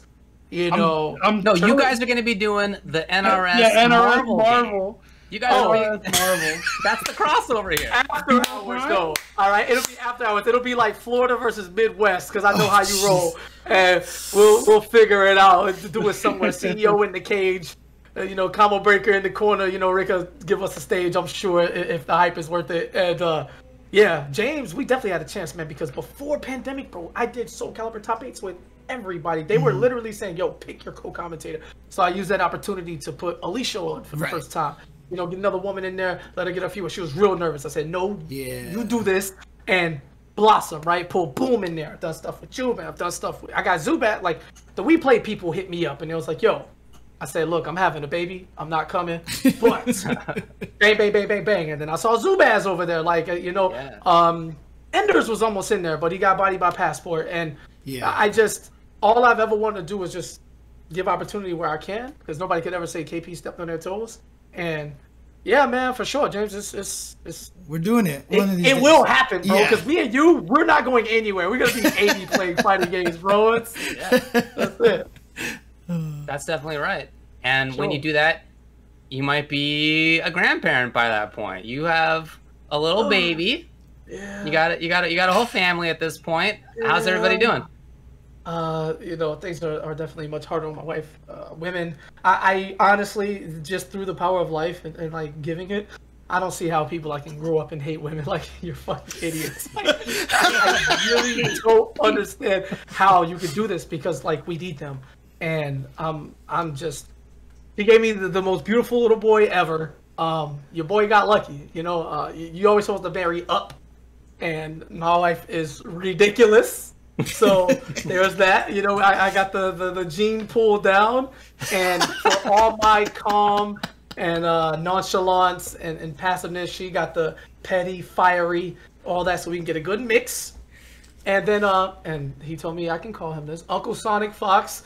Is gonna raise my child to the next fucking Daigo. So the dream is 20 years from now or less is to commentate my son winning a major. That would be insane. No. I'm gonna go chill. Me and Valle gonna be in Cali somewhere on the beach, laughing at the next generation still getting beat by us. It's gonna be amazing. God, I still remember in basketball, I think that actually happened. I think it was like Doug Collins or something like that ended up commentating his son winning something. And yeah, it was like such an emotional moment. And I think... emotional? Oh my God, please. I would literally be James Chin on the mic out here. Like, I would be tearing up. Oh man. Yeah. Have I teared up on commentary before? I have. I did when Super Noon got top 8. Yes, for Dragon Ball Evo. I did. God, the camera didn't catch it because I wiped it before it came. Yeah, but man, it was more about the camaraderie when he won to see all the American Dragon Ball players swarm him because I know how hard that was. Dude, you don't really get that. It's insane. That moment, still, every time I watch that, I can hear it in your voice, and you said it, right? It's about being genuine, right? It's like you can't feel it when you say it, and you mean it, it just comes out that way. Every time I hear you doing that commentary for Super Noon, like I'm tearing up right now just thinking about it. Like I get super emotional. This is why we play the game. Right, the exactly. Reality is, when you talk esports, right? Sure, everything's super hard, but at the end of the day, it's like when you look at League or Dota, you look at TI or Major or something, you CSGO, whatever. These are all teams that are in a league, right? Like, these are established people. You have to do whatever to get there and then have a chance to play. Fighting games are wide open. Joe Schmo can wake up tomorrow, become God. Well, he can't, but theoretically he could, and then just show up and wipe the floor, you know? We were just celebrating Blase Blah, Sonic, bum, bum, bum, bum, bum. Here comes Ninja Killer. Wait, who is this kid? And then, you know, whoever from wherever, like, the story of a fighting game is always wide open because you do not know what is gonna happen, and to just watch that, like, man, anytime somebody breaks the norm, it makes for an exciting event. Even if we end up with something bigger like a Sonic and Goichi in finals, which is what you expect, right? But the path there is just as important and it's just as exciting from any angle. It's insane, man. I love it. Hey, can you plug some stuff for yourself? What are you doing? Where can we see you? Oh man, Kitana Prime. Oh, to Kitana_Prime everywhere, man. It's just Twitter, Twitch, YouTube. Have you been doing the YouTube thing like everybody else? I slowed down. I had to, like, the algorithm block, because I was going to Canada and stuff to, you know, be with my wife and everything until I could get them down fully. So I didn't stay up on it, which YouTube is more of business, right? Like, people are gonna watch you, but you have to get, you know. I got some good people in position and everything, so you got to keep going. But right now, I'm just going to get back into streaming finally. I've been going for 2.5 months. Just had a baby boy, ready to keep going because daddy's got to work and daddy got to make money, right? Because this is what I do. And just Kitana_Prime and everything, man. Follow the good folks at Panda Global. They've been taking care of me for 4 years now, man. It's insane how fast the time flies. And yeah, I don't know, man. I'm just working. If you got a job, and I don't work for free, so like I'm past that. I just gotta keep it 100 with you. Call me. I'm reasonable, depending on the style of event, and we're just out here, man. Yeah. How old is Kitana Secondary right now? He's a month now and 3 days. Born on March 24th. How's your sleep been? My wife has been getting killed infinitely worse. That's the bad thing about me, is that I can sleep heavy, like I can sleep through whatever. So like she hates me for it. That's okay. You know, I deserve it, but you know, I do everything that I should do. So yeah, of course. It's an experience. Yeah, I'll tell you that much. It's an experience, but worth every second. And before we go, I just want to echo what Lord Gandalf says in the chat. Honestly, that Texas versus Florida, the GOAT, unstoppable, bro. Seriously, you it's made the greatest that moment in our history. You made that moment for, like, honestly, like, you made that event what it was, and I don't think it would have been as hype. I don't think it would have been as hype if you weren't on the mic for that. So good job on that. It just happened to work that way. Before I get out, me and Ominous actually were working on that for years. The thing is, we could never get enough Floridians and enough Texans at the same major, and MKX, because that's what we wanted to do it. And then Injustice 2 came, and Injustice 2 was cool, but it's not hype like that, especially not for, you know, that. And a lot of us from both regions didn't like really play it too much, like I did. But you know, so when MK11 came out, no matter what, all NRS people worldwide go to Combo Breaker. Right? Combo Breaker CEO Evo is your triple crown right there. That's the NRS triple crown, 3 biggest tournaments, whatever. And I said, yo, we got something here. So we planned it out, got everybody up. I fired the first shot. We started promotion, artwork, everything. I asked Rick for a stage. At the time, I didn't have my name up. I hit up Art. I said, yo, I want to do this on, you know, bang, bang, bang, line it up. And the best part about that was that so many people in the crowd were not NRS. They saw what was going on, and they knew it was true to the essence. And then there were like 4 of us in the exhibition who were still in the tournament the next morning. Like top 24 had to be played, and we went until like 3, 4 a.m.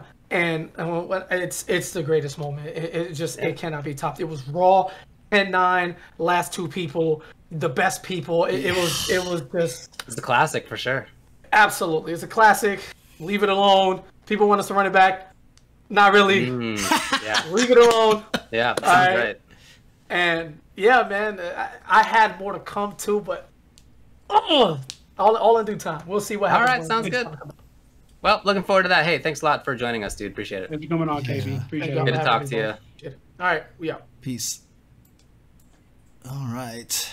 All right, that was cool. I mean, the one thing that I'm sure KP has heard me say this before, but you know, like I've said that I really love his commentary, and honestly, the flower of speech that this man has, I think is second only to Seth Killian. Honestly, like those are the two, no doubt about it. The way the words that he chooses, the sentences that he chooses, and the phrasing that he chooses is, I think, second only to Seth Killian, honestly. So shout outs to KP.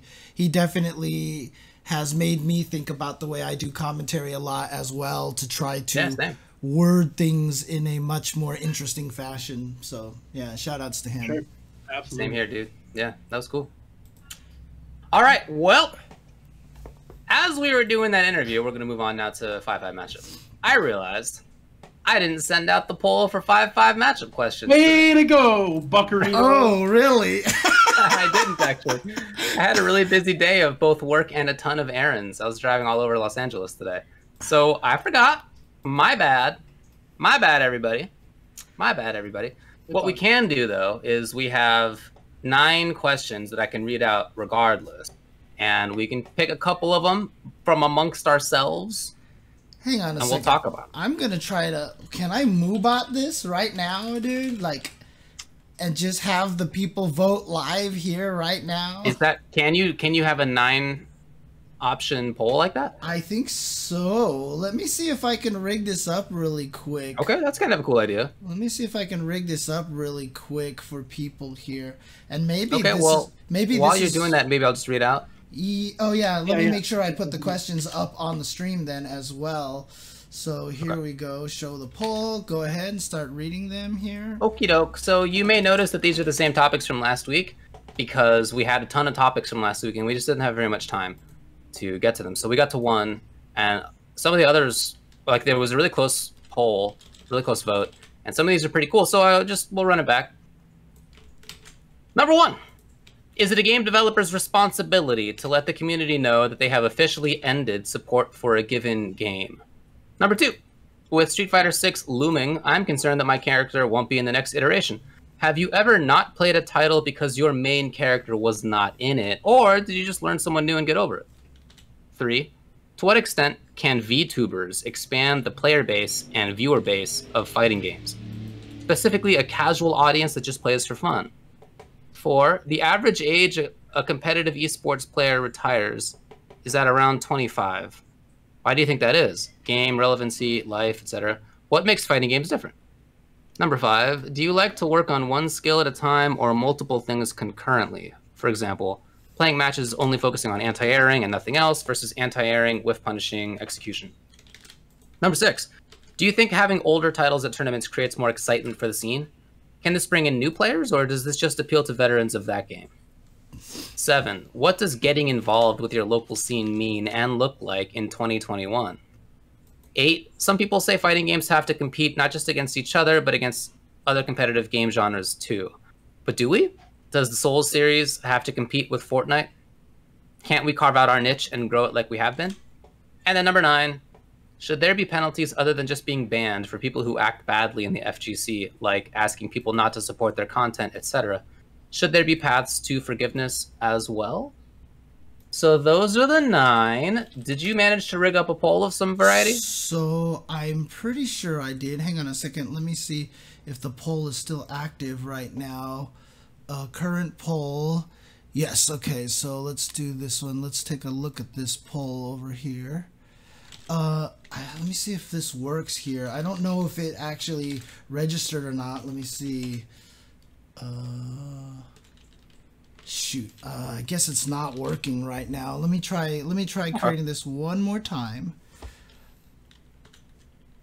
I'm trying to make it as easy as possible, just to make it so that you just have to enter the number of the question, you know, more than anything else here. See, show advanced options. Oh, here we go. Here we go. Response. Your announcement message. Okay, so if I say create here, create. All right. Oh, so just type 1, 2, 3, 4, 5, 6 or something like that. I think that should just do it. So with the questions on the screen right now, I think if you just type 1, that should just enter a vote on there, I believe.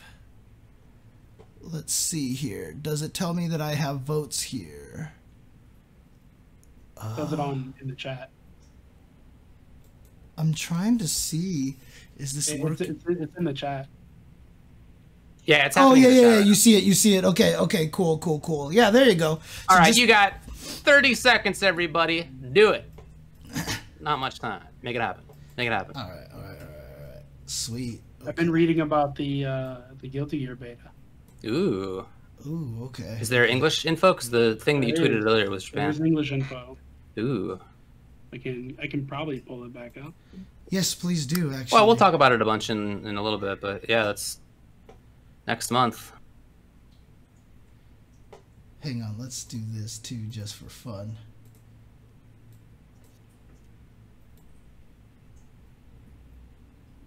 Yeah, there we go.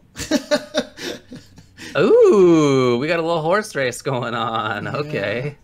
Look at that. Were you singing the horse race song? Thank you. Everybody knows that. I mean, come on, man. Where's the next verse? I'm not going that deep. No? I was impressed by your voice. All right. James can take it. James has got it. So it seems to be like 6 is definitely staying ahead here. 1 and 7 are just behind. Well, it's been well over 30 seconds. Let's call it. It's number 6. All right. So let's see.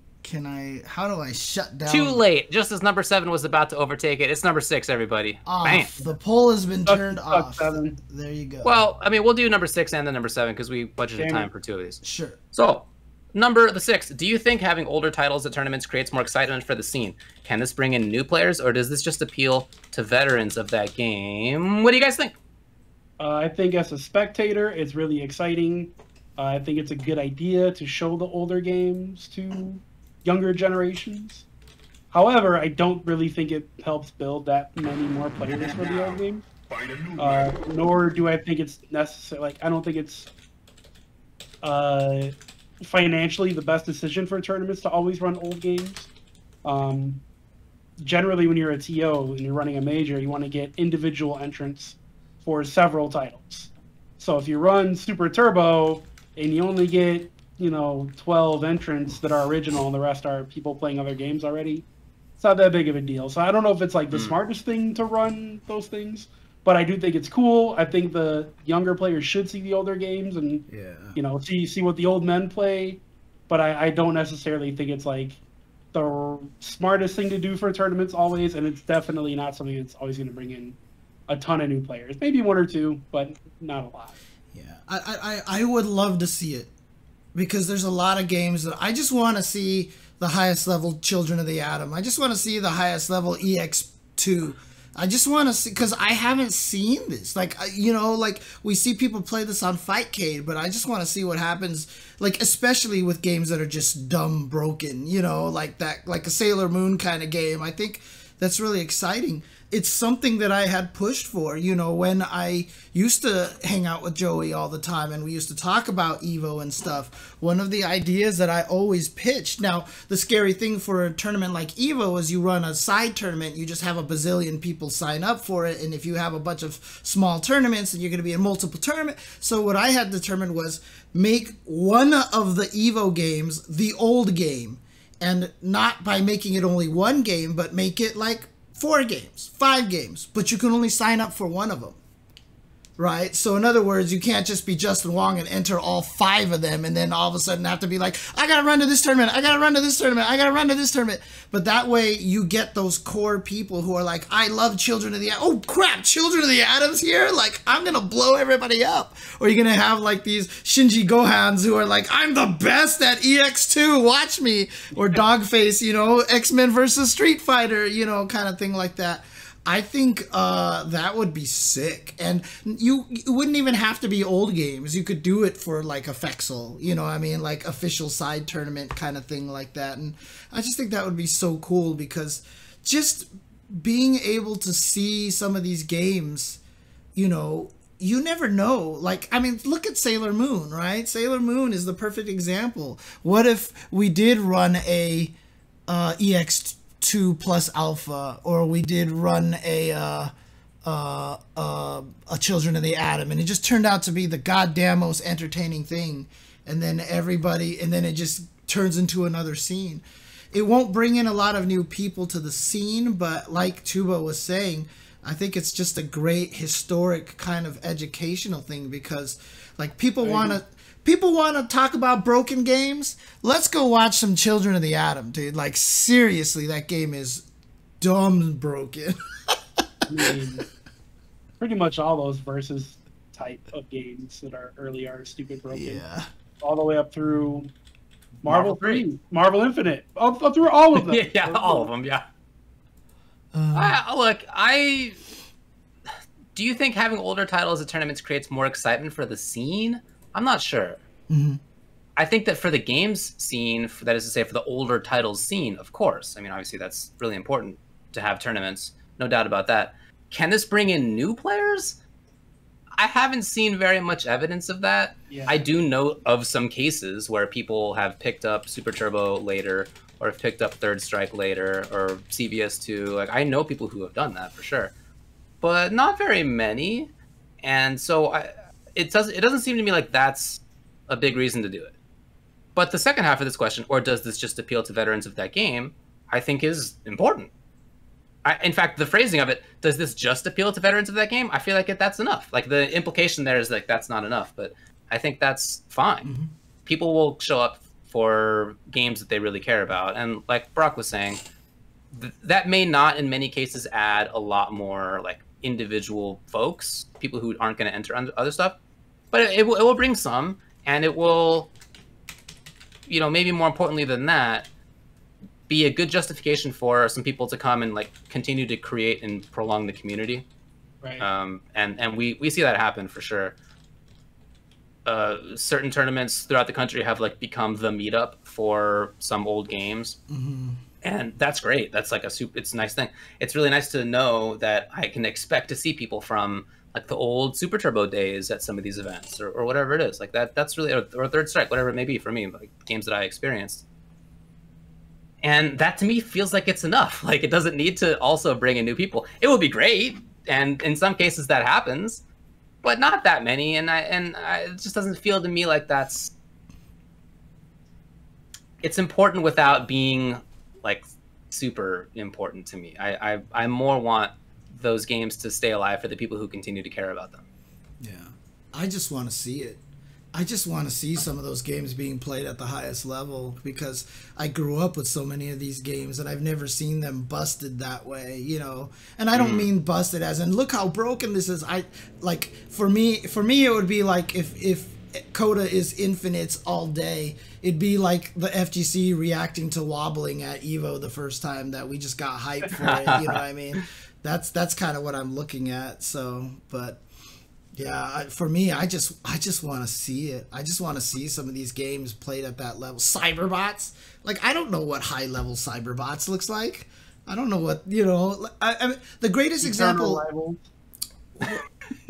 Come on. What is it Mikado Arcade? It was Mikado and Acho that would always run just like the random, like for example, Acho would run the ancient dead games. Yeah, for sure. I mean, like my, you know, Olaf, my roommate, like one of his obsessions these days is with Buriki 1, which like nobody's heard of, right? And I would love to see. I mean, he showed me footage of high-level Bariki 1 footage from Mikado Arcade, I think it was. You know, how do you even spell that word? I'm How gonna do you Google this. find that stuff? That's the weirdest YouTube hole. That's almost as weird as finding naked yoga. Hey, buddy.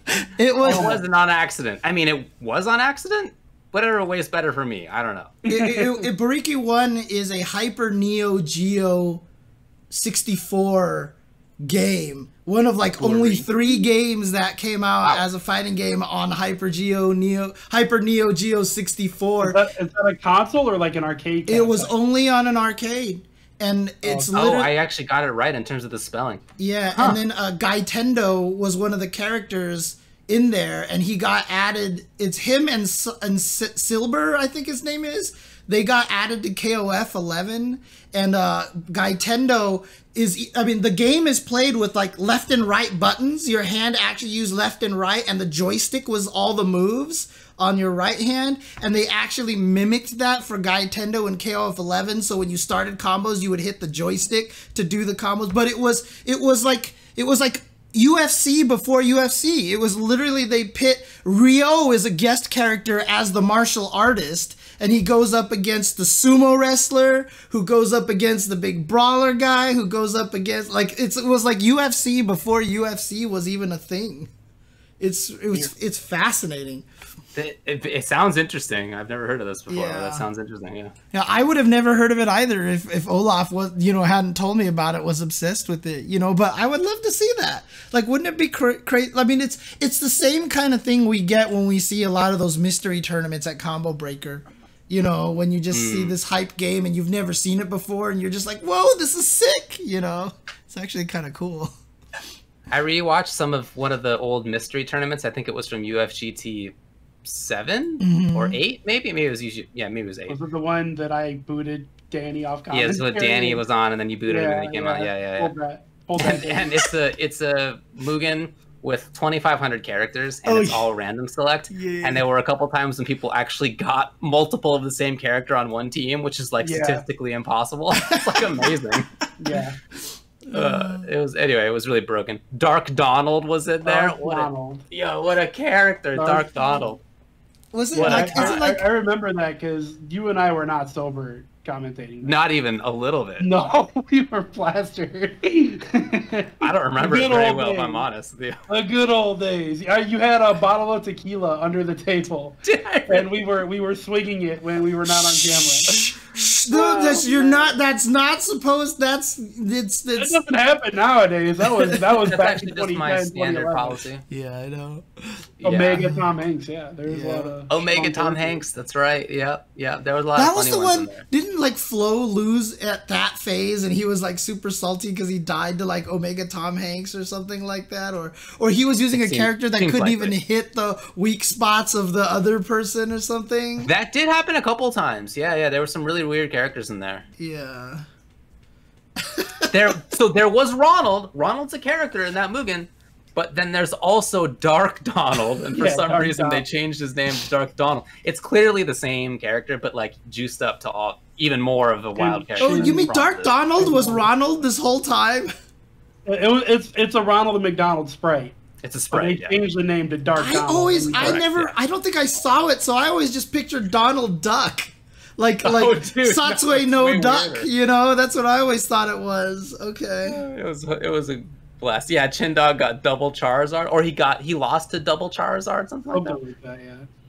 Anyway, all right. That was like 10 years ago. Fun little trip down memory lane. Yeah, it was, I think, 10 years ago or 9 years ago.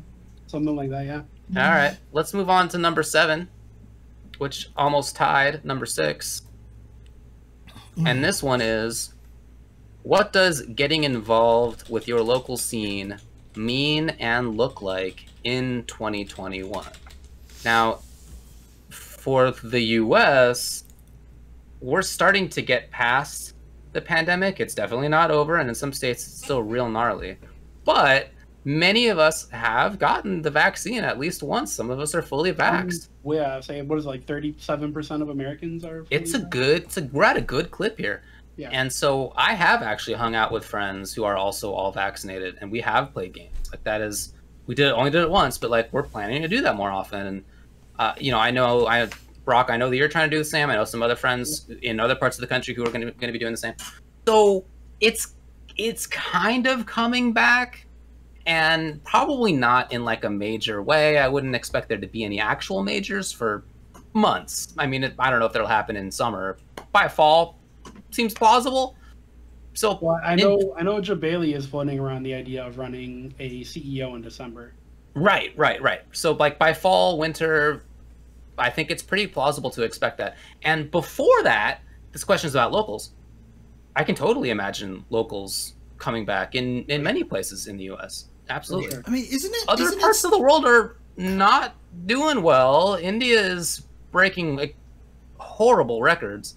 So our country somehow has ended up in a better spot than many others. So if this is a U.S. specific question, I think it is actually practical to expect that we could have locals again this year. I mean, in other parts of the world, it's going to be tough for sure. This is This is not related to the question, but I mean, I guess I'm just concerned because I've heard stories of people who are vaccinated still able to catch it and spread it to non-vaccinated people. Yeah. So isn't it still dangerous to travel and gather with people and stuff? So it is. However, if you're doing these things with other vaccinated people, very, very safe. Also, there is clinical studies now showing that if you're vaccinated, you have a much lower chance of spreading COVID. Right. But it's still... So both of those things, I mean, if you're with other vaccinated people, the chances of spreading it are very, very, very low. Right. Yeah. Okay. But I mean, like, now, going to like Vegas, like you're still don't want to go to Vegas. I mean, like, yeah, I wouldn't like go to Evo and it's 2019 capacity without a mask on. Yeah. But I still, sure. Once we get to like 70% vaccination, right? Absolutely, of course. I'll go to something like that. Absolutely. I mean, I'm planning to continue to wear the mask even if I go to some other place.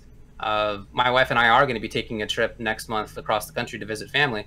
And whenever we're doing stuff that's not with our like vaccinated family members, when we're on the plane, whatever, like we're all going to be masked up still. Okay. But anyway, I mean, so it is practical in conclusion to like have it probably will be practical to have locals. But I think what the question is asking is not really so much like, do you think we'll be back to locals? I think it's more like, we're stuck online, and this will continue to be true, right? Even once we're having locals, we'll probably still continue to have a lot of online stuff. What does it look like to have involvement with your local scene when it is primarily online, or even just more online than it used to be before COVID? I mean, for me, right now, if you want to be involved with getting with your local scene, a lot of local scenes are running the online tournaments. And I'll tell you right now, running online tournaments is a pain. It's hard because you've got to corral all these people. The fact that the Capcom and the Level Up crew were able to run a 511-man tournament for CPT Japan is nothing short of miraculous. Honestly. So if you want to get involved, I think that's what you do. You just help them. You be one of those people. Even for, the Show You Can Scrimmage, my friend, Investigation Cone was just like, hey, you need help? Here I am. And he would help. He learned how to use Smash.gg. Trust me, not an easy feat.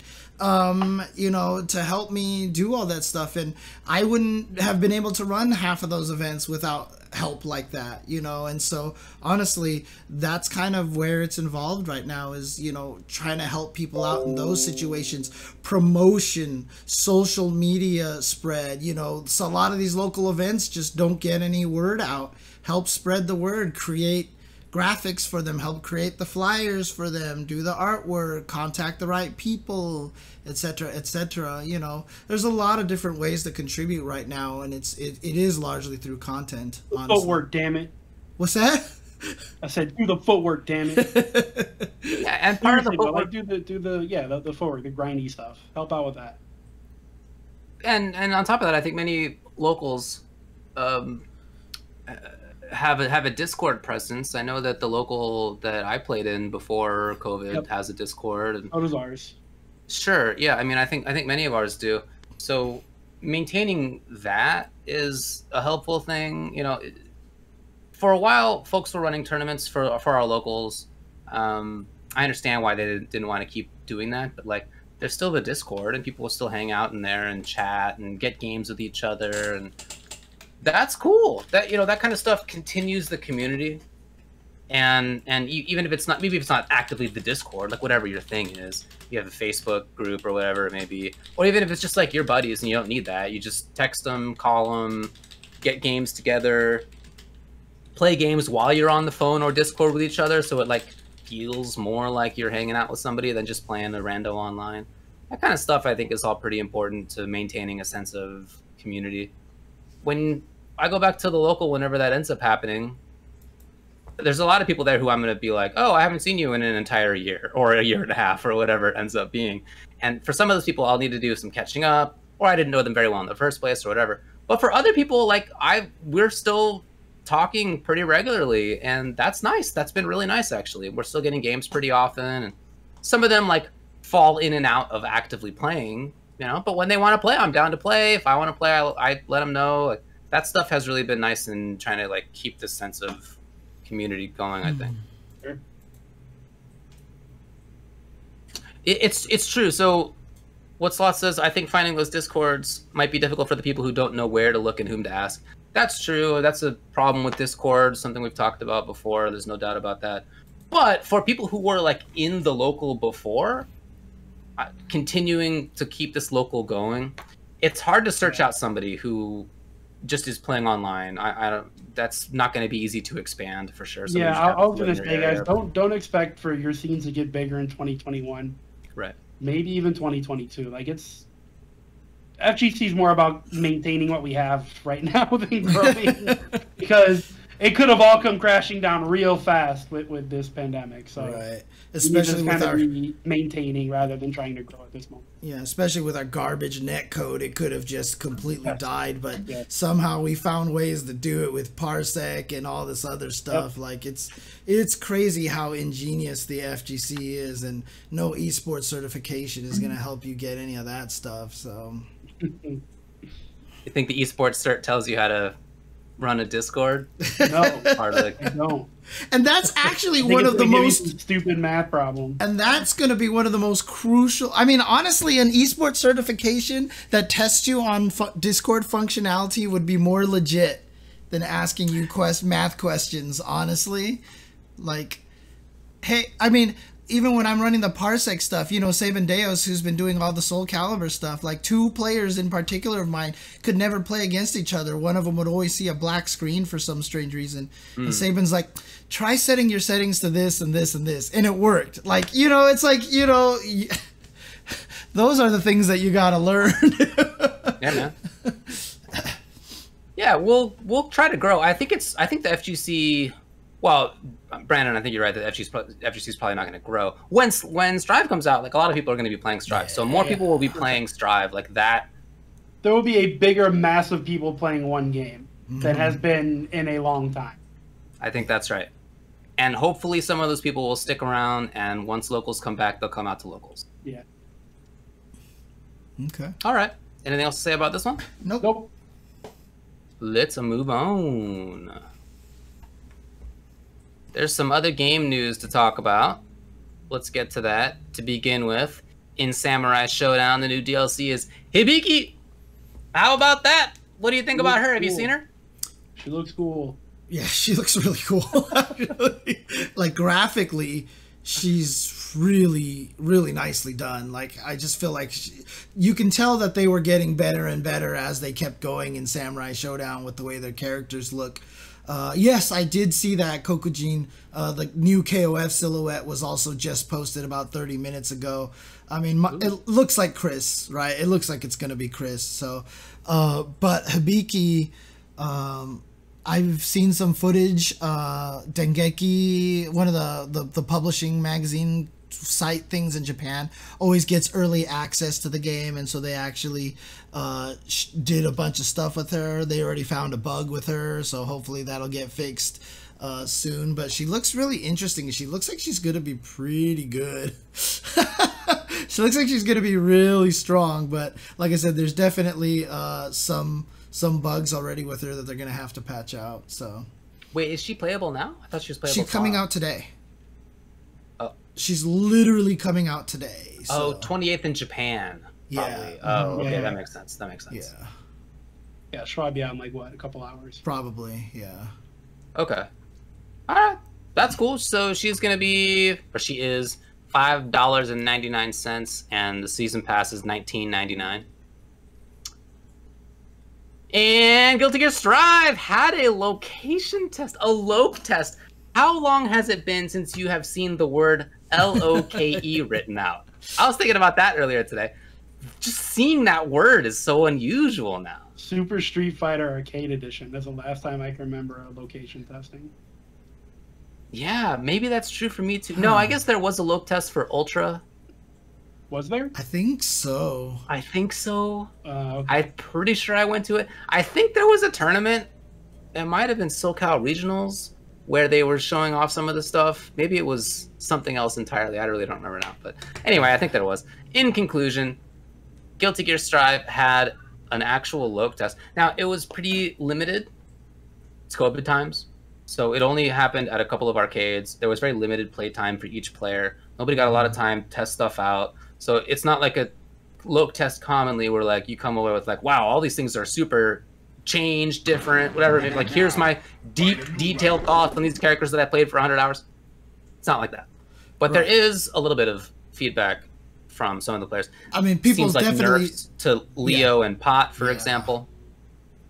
I found something really interesting too, because like they nerfed something from Leo, and I saw someone respond like, you know, why would they nerf it? It's not even that good. All you have to do to stop it is do this anyway. And someone responded with a really interesting point. They're like, well, if it's not that good and it's just a knowledge check, then is it worth keeping in, you know? If it's not good because you just beat it easily by doing this, then why should you be mad that it's taken away? And I don't know, that was really intriguing to me as a response. And it was kind of like one of those, like, I'm going to say that and get Vision confused and he has to think about it for a second, you know, kind of thing. So what changed for him apparently is that his little like cross through special in the beta, you could combo out of it, but now you cannot. Right. And my understanding is you couldn't in Xrd either, right? No, but you had YRC, so you could spend a fourth of your bar to get a combo off of it. I'm sure you could do it still here. Probably the same thing, but it costs half a bar rather than a fourth. Right. So it's a little more costly to get the combo from the cross-up back turn. For sure. On counter and hit, Potemkin's punch seems like it's a little bit slower. Yeah. I mean, I don't know. These don't seem like huge changes to me. Again, like, who knows what was missed, because there just wasn't a lot of time by any one person. So I don't know, but I thought that was interesting to hear about. And then even more than that, there was an interview with a couple of the devs, and in that interview they said things like they wanted to tone down some options for this test.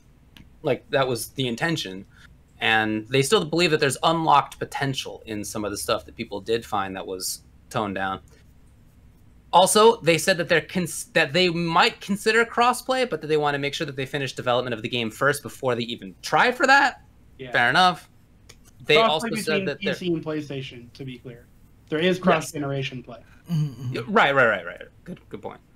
They also said that they'll talk about changes to the anti-air game before the next beta. Well, guess what, buddy? They already talked about that in the beta that I linked you guys. Yeah, we'll talk about that in a bit.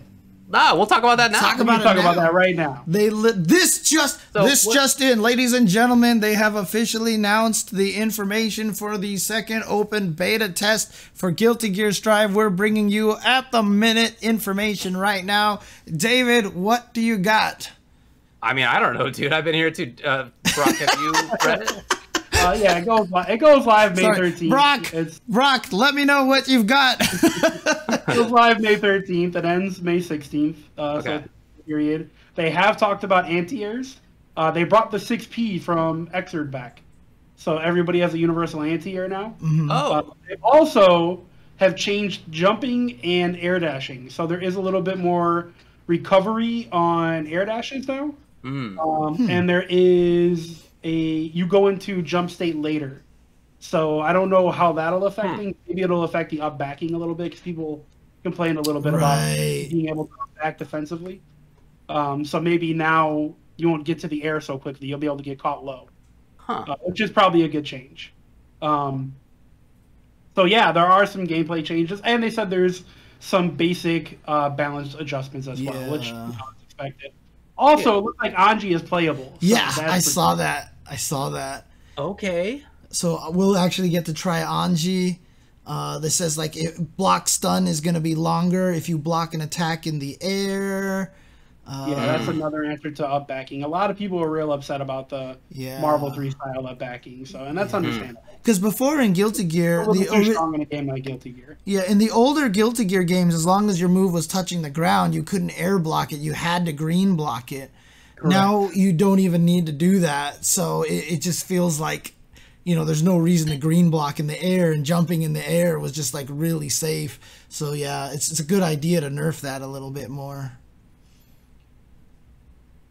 I did see a clip from the Loke test where Chip does like anti-air DP versus whoever, and it was plus on block, right? The like DP as an anti-air the opponent blocks, Chip is plus. That was how some of the stuff worked in the beta. Like if Potemkin did anti-air heat knuckle, he was plus if the opponent blocked it. So I kind of like that. I think that's an interesting way to handle this. If they don't want to have, if they do want to have air blocking, but they also don't want to have the air game be too strong, I think that's kind of a cool middle ground between the two. Like the defender gets to take their turn. It's cool. So anyway, awesome. Looks like it's going to have versus mode, tutorial mode, training mode, and online. The other one didn't have the tutorial mode, right? The previous beta, the tutorial mode wasn't there, so I think they actually have it this time, so we'll be able to take a little bit more look into that. Oh, there was a tutorial mode? Okay, shows how much I care. Oh, I didn't play it. I didn't think it was even there. Shows you how much I look straight up, dude. Yeah, you just went right to the actual game. I literally did, yeah. That makes sense, I could see you doing that for sure. So all the characters will be playable. That's cool. Dude, did it mention any changes to the lobby? Yeah, now instead of just jumping wherever, remember how in the old lobbies there's arcade machines? Literally they have like those esportsy tournament like poles with the two monitors sitting off to the side. They did exactly what they've done for every other game. Yeah. Okay. Wow. So all right. Now you actually walk to the stations and do it like all the old games. So that's actually really cool. Nice. I don't know if it's really cool, but I guess it's better than what they did before. Yeah, it's like if it works, it works. Like I said, I am an optimist. I like what they're trying to do. I really, really honestly like what they're trying to do, and they're just implementing it badly. And I think that's one of the best things about this beta is that they're finding out a lot of these terrible implementations fast so that they can get it better by the time the actual product comes out. And it says a rematch function has been added. In the rank tower, you can rematch up to 3 times or until either player's recommended floor changes. In the open park, you can rematch as many times as both players agree. Other features of the lobby have also been improved, is what it says. So there you go.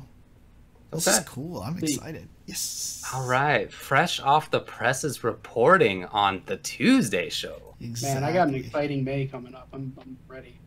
An exciting May. Where are you going to play May? Oh, my God. I'm going to play May. My buddy Mike is coming out from California. That's what your friend, too. Yeah. People know Mike. We had him on stream. We had him as a guest. Yeah, Mike the Bonus has been an interview on the Tuesday show. He has been here. And then there's the beta now. And then the week after Mike is here, there's the Combo Breaker stream stuff. So yeah, a lot of exciting stuff going on in May. How about that? I'll be getting my second shot in May. So there you go. That's what I'm talking about. Even better, baby. Yeah. Let's get back to the three back boys hanging out, doing the Tuesday show. Yeah. The meat space is back. The what? I told my wife that. I was like, the meat space is coming back, and she was like, what? That was my reaction just now. How do you not know what meat space is? Do you Nobody know knows. You never heard the word the meat space? What are you guys talking about? This is just some weird upper middle class lawyer talk. But this is. Dude, even people in the chat are confused too. Am I the only one who hung out on the internet in the early 2000s? What do you guys mean? As opposed to cyberspace, I don't think the meat space. Nobody called it that, man. That was like yes, they did. Nerdy friends, and that was it. Come on. Come on. I'm the only nerd on this program, apparently. Apparently. I mean, look, only one of us here has written Avatar fan fiction, okay? I'm just saying. All right, I might have been in an especially nerdy place at times, but still. I grew up in the hood, man. We didn't talk about meat spaces. Yeah, you talked about meat spaces where I grew up. Yeah, you'd be in trouble probably. Yeah, you weren't getting away with the meat space back then. Or maybe David was, me and James were. I don't know if I ever said it out loud. I think that was something you just typed to other people online. All right, then there's also, yeah, this is like, I don't know if people had heard about it. I hadn't heard about it until, James, you brought this to my attention.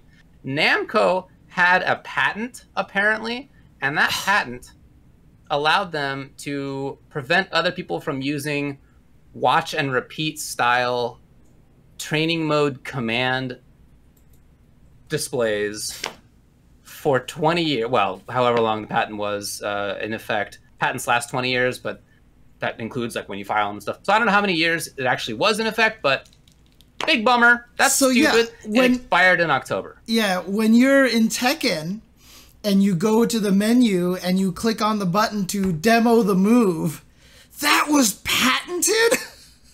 I guess that was patented. And that's why that was in Soul Calibur games as well, so it makes sense. Right. That's why it's not in any of the other games.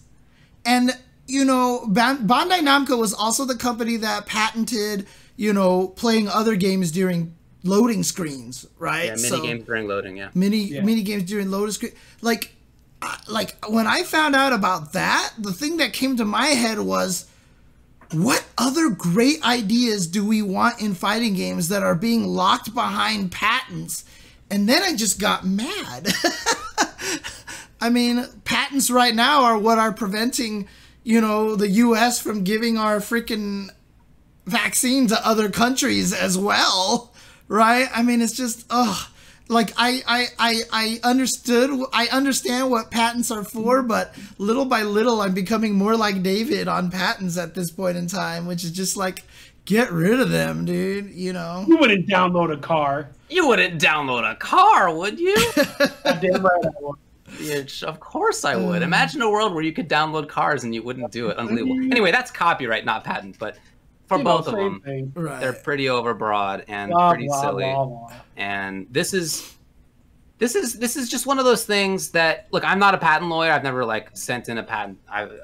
The process is not something I'm very familiar with, but what I imagine happened here is somebody came up with this idea and they were like, hey, lawyer who's in our company, do you think this is patentable? And the lawyer's like, I don't know, maybe, but like, let's try it out. And the person who just happened to be the patent examiner, who's the person who like reviews to see whether your patent should go through, was just like, I've never played a video game before. This sounds new to me. For sure. That kind of stuff happens all the time. In many different industries, there are patents that get through that are not actually like really unique, but that the patent examiner just like isn't familiar enough with, and so they get through. That happens. So yeah, seems like a good system. Yeah. At my if the system is intended to result in more patents, which it is, that's the point. It's not intended to actually incentivize anything. It's intended for companies to have more ability to exploit the things that they make. That's all. At my last company, because when you work for a company, anything you create at that company is the company's, right? That's just part of the deal as when you get a job anywhere. At my last company, we literally had meetings, like demos given about how to create patents and creating as many patents as you could. And they gave the employees bonuses for every patent that you created. So they literally were trying to get people to make as many patents as possible so that they could control just about everything. You know, basically, a Wikipedia that they own. You know what I mean? Just user, except the only people who can edit it are the people who work at the company. And yeah, I mean, at the time I was like, yeah, I'll try to come up with some patents. I want some bonus money. This is cool. Nowadays I'm like, what the hell? Like this is terrible. You know? Evil.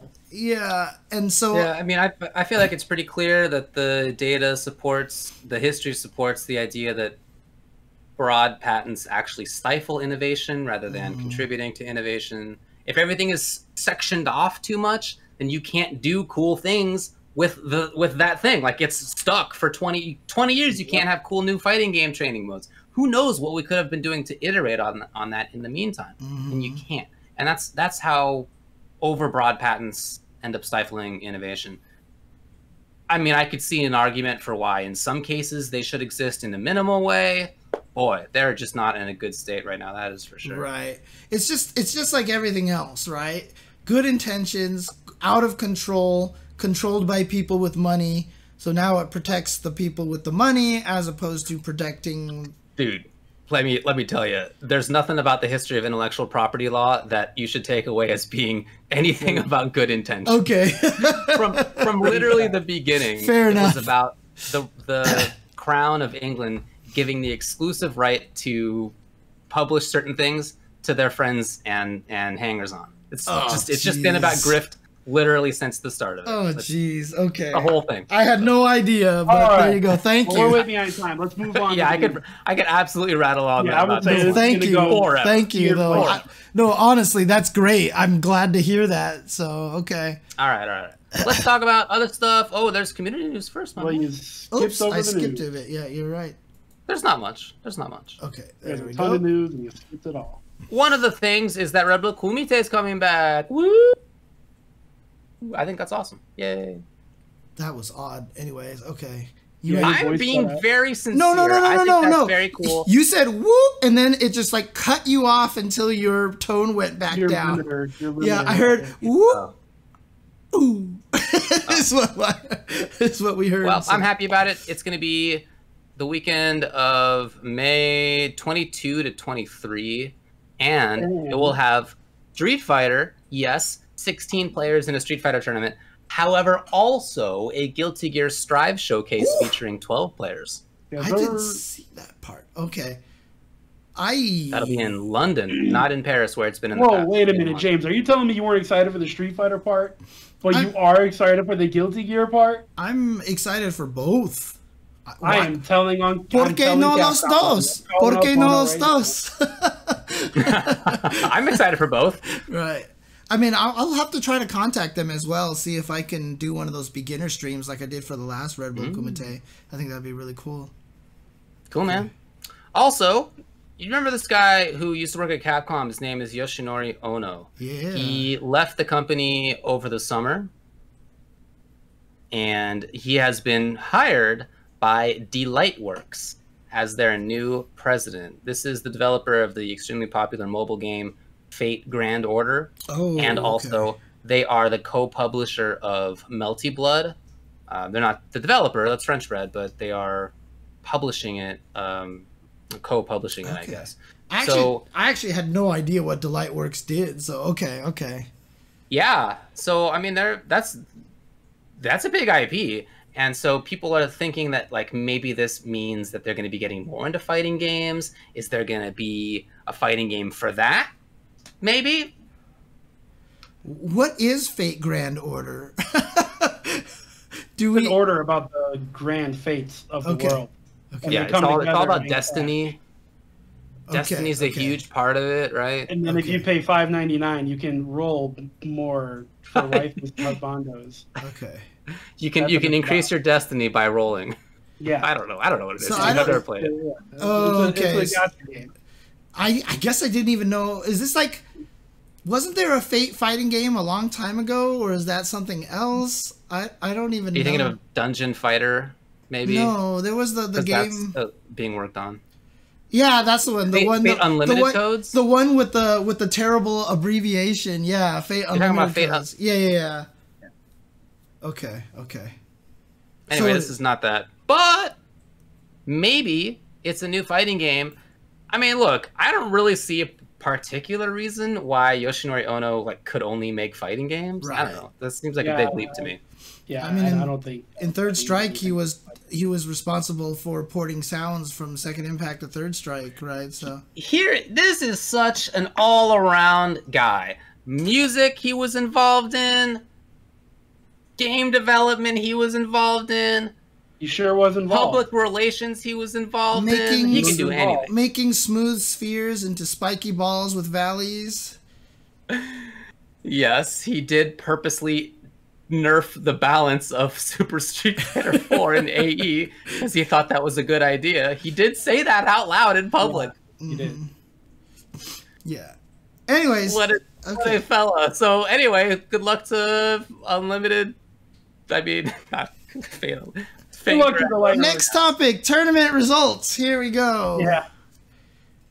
There was a Skullgirls and also a Smash, and there was a tournament. David, tell us about it. Okay, sure. There was a big Skullgirls tournament. It's part of the Skullgirls Championship Series 2021. Spring Blockbuster was the one. Look, shout outs to the Skullgirls scene, which had such an up and down year. Oh my god. With their game, we have talked about having major problems. Right. And that managed to go, I guess, okay in the end. For this tournament, Cloud won it. RW Cloud won it with Valentine, Cerebella, and Double. And then EG Sonic Fox got second with Philia, Annie, who's the new character, and Robo Fortune. As well as Solo Annie. Wow. Interesting. Okay, that's so cool. Annie's a good character then, huh? Annie pretty strong so far. I'm making the assumption I suppose. Yeah. Smash World Tour, Southeast Asia. Again, they have a big World Tour This is a qualifier for it. Winner was XIFL. I'm going to say Schiffle with Pokemon Trainer and Captain Falcon. Don't give me that look, Baraka Aware. I see you giving me a weird look out there. That's a stretch. We missed one thing in the community news, and that news is that Duck Helmet made it to silver. Congratulations to Duck Helmet. Dude, that's huge, actually. I'm not messing around. It's very cool. That is really cool. I don't know who Duck Helmet is. He's been a long-time viewer and someone who I've been trying to help get better at fighting games for quite some time now. So it's actually really, really cool. I think that's awesome. Duck Helmet. Couple things coming up. One thing is the Capcom Pro Tour Central America West. That's happening this weekend. So if you want to watch some strong Street Fighter, you have a good chance to do so. The Mortal Kombat Pro Competition North America 7 is happening. There are only 8 in the season, so there's only 2 chances left to get points to qualify for the finals. And some of the best players in the continent aren't qualified because they haven't been entering enough. So it may be that maybe Sonic Fox enters, maybe Ninja Killer enters, maybe Dragon enters. There's a lot of people who might enter if they are interested in getting into the finals. They probably should. And that's happening this weekend. So some great Mortal Kombat to watch. And then what do you got, James? Deus Ex Kylo 2 is being run this weekend by Saban Deus. I mentioned him earlier as the guy who's really good at all the Parsec stuff. In fact, Jason Game Dev used to do all the Parsec stuff. I think he was the person who ran the Parsec Discord, the FGC Parsec Discord, and he's handed that off to Saban Deus now. But he's running a big Soul Calibur tournament. This is the second one that he's done. First one raised, I think he said, almost $4,000 in prize pool for Matcherino. I think you can still sign up for it. Smash.gg/DXCII, basically. And it should be a lot of fun. Going to be a lot of the best players over there. I'll be doing some commentary for it this weekend, so I'm excited for that. And that's going to be a lot of fun. Yeah. It's a baby. Yeah. Oh. It's a kitty cat. Yeah. He's biting you, you said? Yeah. Yeah, I can see. Good boy. Good boy. Now he's licking. Now he's biting. Oh, good what boy. a good boy. What a good boy. Good boy. All right, that's it for any of this stuff. So we have some mailbag questions to get to, ones that we didn't do before. All right, what do you got?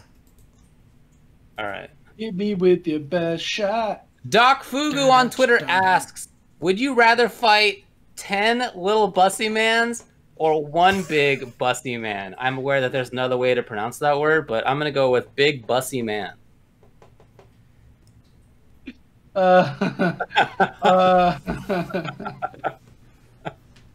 I'm going with the one big one, man. Yeah? I don't know how big a small little bussy man is, so that could be. Yeah. That small one could be 5'3". You know, like that's. I'd rather fight one 6'7" person than 10 5'3" people. Is what Okay, I guess I was imagining this being like a 3-foot tall versus a 12-foot tall little bussy man is what I'm gonna stick with.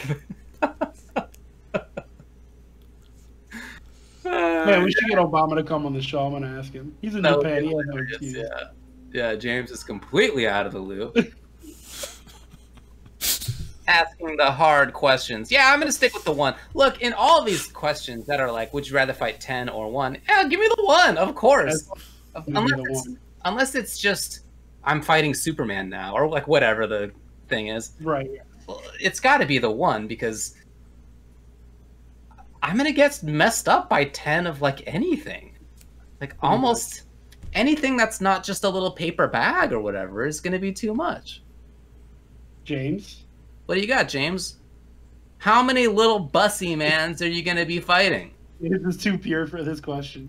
I mean, here's the thing, right? I mean, the question is, if they were younger, would the one be able to clean my dishes or clean the tables faster, or would a bunch of the small ones, because then they would be the bus boys, right? So even if they're small, I think that they would be able to clear out more tables. So I'm gonna go with the young 10 bus boys. You're gonna take on 10 young bus boys, James? That doesn't sound easy either. Yeah, that sounds rough, dude. From any way you want to take it, any angle. While you were answering that question, I was half expecting my friend from high school who popped in to answer the teacher as far as like what happened at the end of the book to come in. Just cut you off and be like, here's the context already. All right. Yeah, no idea what it is. All right, next mailbag question. You'll have no idea. I'm not looking it up either. NYC I'm not looking it up either. Good. Gabe B NYC on Twitter asks, what's the superior cooking material?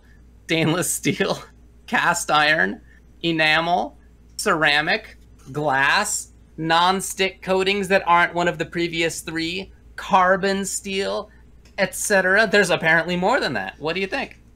Really depends on what you're cooking. Okay. I'm gonna cook tofu and noodles. Okay, what kind of sauce are you using? I'm going to be using a mix of soy sauce. It's going to have some chili pepper in there. Might have some sriracha, a little bit of brown sugar. You're absolutely going to want to go with the wok. Okay, you're not going to cook those items together. You're going to cook them separately. Okay, but we're talking about material. One superior. We're talking about the material. Wok is a shape. I mean, I guess generally a wok is. What's it made out of? Yeah, I'm pretty sure it's stainless steel. I don't know. I don't work with woks very often, to be honest. Me neither. I've never worked with a wok.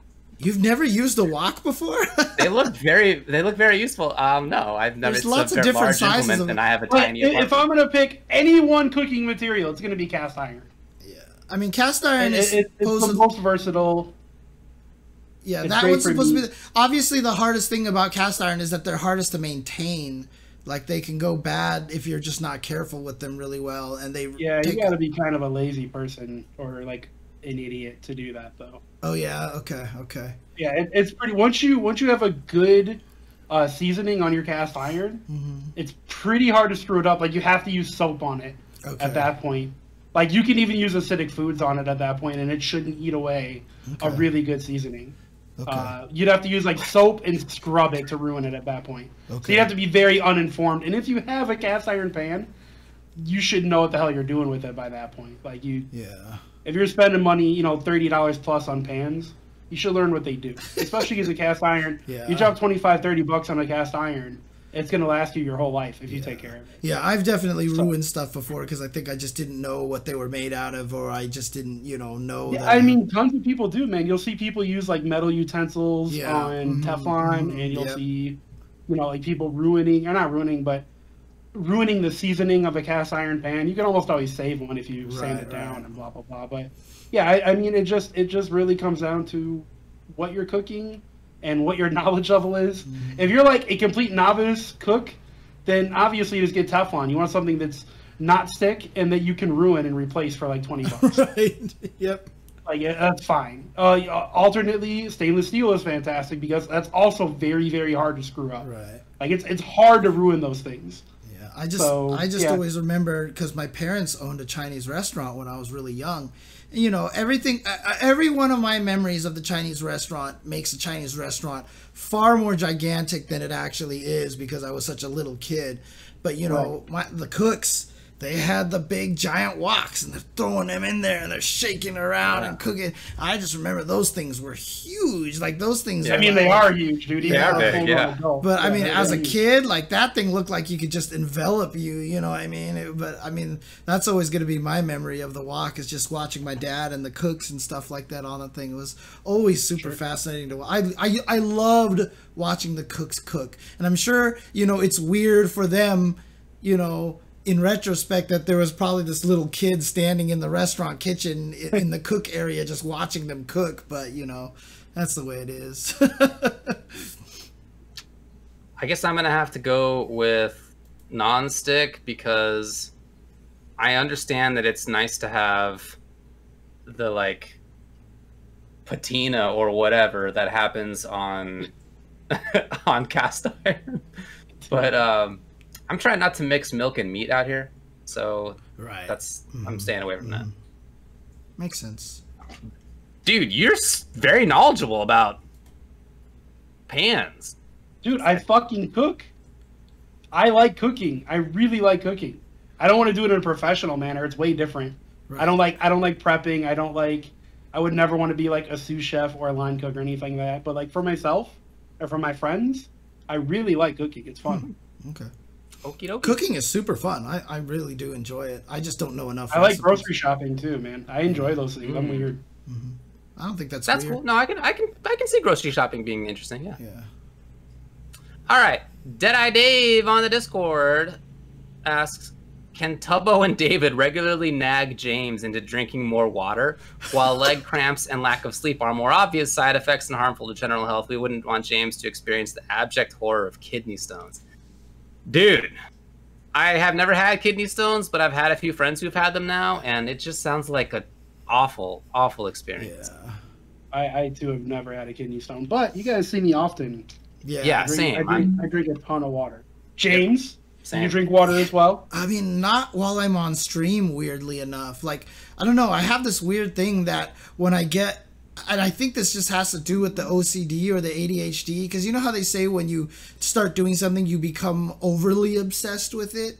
Like, when I'm doing streaming and stuff, like, I still remember there was one day that I think I did the entire day of commentary, and I didn't go to the bathroom, like, one single time until like 12 hours later, and when I got back to the hotel room was when it struck me, because it was like, holy crap, it was like someone cut open the end of a hose and it just like was like it like all your holes just emptying in the toilet. Dude, seriously, dude. Like I get into this weird obsession where I just forget. And I've come out of some streams before with my throat hurting here and it happens more when I'm playing. It doesn't happen when I talk. It happens more when I'm playing because my nasal passages are very bad. So that's why I'm a mouth breather, right? I mean, like, literally, that's what I am. I breathe through my mouth. And when I play fighting games, it's a very intense, heavy kind of breathing. And so, like, it actually messes me up sometimes that I don't drink water while I'm streaming. Yeah, you should. Every time we switch topics, you're taking a sip. I'm in. Rule. That's the new rule. Let's do it. New rule. Okay. But at the end of the night, before I go to sleep, I usually have one of those, bottles that we have, and I just drink the whole entire thing all at once before I go to sleep. So, I mean, I'm probably getting through 3 refills of this guy per day, something like that. Yeah. Like, this thing is now a few years old, and it's absolutely broken. This actually doesn't even work up here anymore. Right. Yeah. it can't like stop itself from flipping open anymore. But it's such a nice. It's honestly such a nice water bottle. The way that it like has a little bit of aeration, it's like the perfect amount of aeration. James has the same one. He knows what I'm talking about. Yeah. This is actually one of the best. Get yourself a new cap. Yo, dude, that's so smart. Wait, but would you download a car? No, dude, I'm in.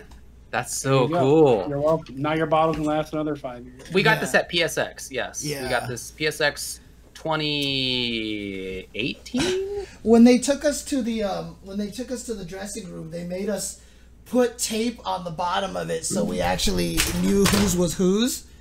And mine still has it, so... Wow, that's some impressive tape, even. That was 3.5 years ago or something. Still there, so... All right. Very good. Next question, or are we done? We got one more.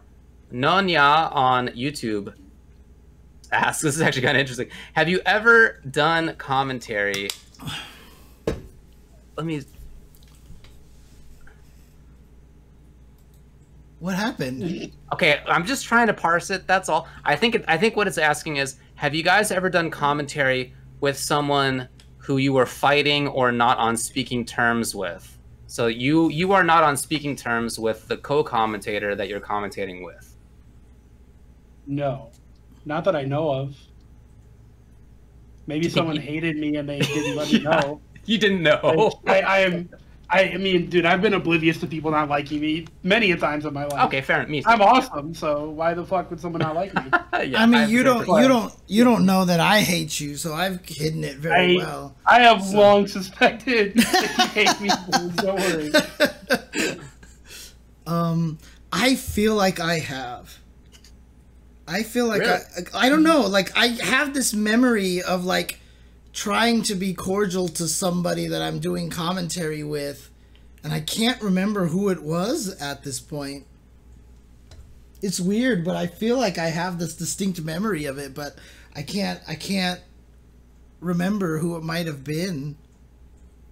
I mean, I definitely David. It's got to be David, and James is trying to bring up the memory for David, and David's like, have James and I ever been in a fight before? He's thinking about it right now. I have no idea.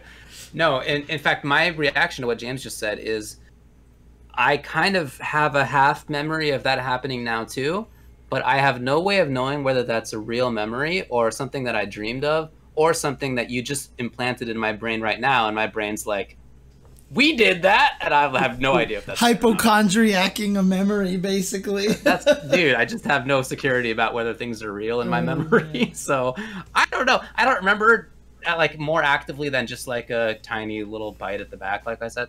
Other than that, no, not that I can like actively be sure that it happened. Right. And look, I mean, most people who are doing commentary are people who I think are cool. Like, I don't think anybody's not. Maybe that's not exactly right. Yeah, I was going to say, I could definitely think of a few people. Okay, yeah, maybe that's not exactly right. But who I've commentated with, I think I like all of them. I think they're like all friends of mine, right? Probably. Yeah, like I said, I definitely have a memory of commentating with somebody that I had to kind of bite my tongue on and do it with, but I can't remember now, or I might be mixing it with a different memory or something like that. Oh man, don't get my memory now. I don't recommend that. Sorry guys, I got a steel trap. I'll remember everything forever. Yeah, you just got to keep all my memories in your brain. And I'll also convince David that I bought a ticket to China on the same trip that he You didn't do that? I did not do that. You can't do that to me. I did not do that. I did not book that trip. Ugh. I really hope you went and told Kenley, hey, guess what? Brock's gonna be there. I didn't, but oh damn it! Not for any particular reason. Like it totally could have come up. Yeah, no, I definitely did not do that. I would not impede upon your vacation with your wife like that. Even if it was like a once in a lifetime deal trip, I would just let you. All right, so what we're talking about here is my wife and I got a super cheap trip for a vacation in 2022 in early COVID when travel companies were like really hard on their luck, and we got this like ridiculous 10-day deal to fly across the Pacific Ocean and have like all expenses paid for, and it's like $400. It's like absurd. So we did that, and we're going with her friends. So part of why this sounded reasonable to me was we are going with friends, but like it's her friends. So then the other day I'm talking about this to Tupperware, and he's like, "Oh yeah, I got tickets for that." And I was like, "You did?" I don't remember you saying that, but did you really? And then you were like, "Yeah," and I was like, "Okie dokie, like that's good enough for me." And now you've ruined everything. David was so intent on having fun with you on the airplane and playing fighting games with him on the Switch. Come on, no, David forgot 15 minutes after I told him. That is completely correct. I hadn't thought about it until right now. Yeah. Oh, man. You guys, you can't troll my memories. Like, come on. That was good. That was good. That's the only time I've ever done it. But there will be more times now. Now that you know it's so easy. now that I know my power. Oh man. I mean, back to the question. I don't think that there's that many jerks in commentary. Like there are some people who I can think of who like aren't my favorite folks. But when it comes to games that I specifically commentate, in the past, Street Fighter, Marvel, NRS games, like whatever it is that I've done, everybody's been cool. I don't know. Like they're all people who most of them are people who I've known for a long time. There was people who I don't know for a long time, or people who are just really good. I don't know. There was one time very, very early on. I didn't have a problem with this person, but we were both hired and flown to a tournament to do commentary, but they use it as an excuse to get an expense-paid trip to see a girl, and they basically were never at the commentary ever. I know this story. They just disappeared. And I basically was on commentary the entire time by myself. And the TO was like, and that was very early on, so I at first did the commentary just as a favor for the TO. And the TO after that tournament was like, you did way more work and you were way more responsible than the other person that I did pay. He was like, don't ever do a commentary for free like this ever again. I was like, okay. Year? That was 2011, maybe? Probably, 2010, 2011? yeah. Something really early on, yeah. Wow, I'm blessed. Because I think that was 2010. Because I think I was at that tournament in 2011, and it was already bigger. I think there were more people there. Yeah, basically. So, yeah. Will not name names. We won't name names, even though none of us even follows them anymore. We don't know what's going on. No connection at this point, unfortunately. Well, things got weird. All right, that's it though for the mailbag. All right. Oh! What did you guys think of the Mortal Kombat movie? Haven't seen it yet. I didn't watch that shit. Come on, man. Man, I was hoping to have an in-depth conversation. I had no interest, and then the fact that everybody is not either stuck on it sucks or it's good, just makes me think it's awful. Because the general public when it comes to movies is stupid, me included. So if stupid people can't even agree if it's either stupidly bad or stupidly good, then it just makes me feel like it's a mishposh of crap, and if you pay attention to the story at all, you're going to be disappointed. Yeah, I have never seen this kind of wild disparity in what people feel about this movie. It is wild, and it's not even like, oh yeah, this is just a mindless action film. Like, people who I know who love mindless action films hated this movie, so it's interesting. I'm trying to figure out what's going on with this movie. So I am a lore guy, Kitana Prime, so the fact that apparently there's no tournament, I mean, I am happy for Louis Tan. Spoilers! I think Louis Tan is really awesome, and I think he deserves to get a lot more Who does movie he play? cred. He's the guy who played Cole. He's the guy who plays Cole. So he was in like Iron Fist. He auditioned for the Iron Fist role, but they just put him in as the drunk boxer, and like he's the only good thing in the first season of Iron Fist, and he's in one episode because he can actually fight. You know, but I don't know. We'll see. I'm planning to see it probably pretty soon, so I'll probably see it pretty soon. So Yeah, I liked it. Look, it's not. I think people who were going into it, who ended up not liking it, just had like a weird perspective on what it was going to be. Guys, it's Mortal Kombat. It's not going to be. Yeah, he was Shatterstar in Deadpool too. Yes, it's not going to be like some great lore fest. They're not going to have an award-winning script. Like, you know that. But see, that's the thing. Problem. Right. That's the thing. Is I am waiting for that moment where someone can actually write a good video game movie with an actually like respectable script like that, you know. And I thought of a lot of movies about that, you know, like if I turn this game into a movie, like I want to write so many different movies. Dude, for video games. Maybe at some point that ends up happening, but there's no precedent for it, so don't go into this expecting anything like that. And if you don't, and you're just like, let's have fights that are cool, and there's going to be some jokes, you'll have a good time. Like, that was my perspective on it. I had a good time. Those are my expectations. I mean, look, my brother, the movie critic, said it was fun. So, you know, I mean... Fun is a great word for it. Exactly. So, he said it was really cheesy and actually weirdly kiddie, except for fatalities. Basically. Yeah, that's true, yeah. So, we'll see. Tomo with his big scowl face over there. Maybe I'll watch it. I'll get real intoxicated and watch it at some point, but probably not. I could see that being fun.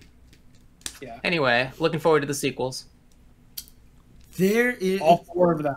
Completely off topic here, but there is a new, and I know TubaWare linked this, someone else told me about it earlier on.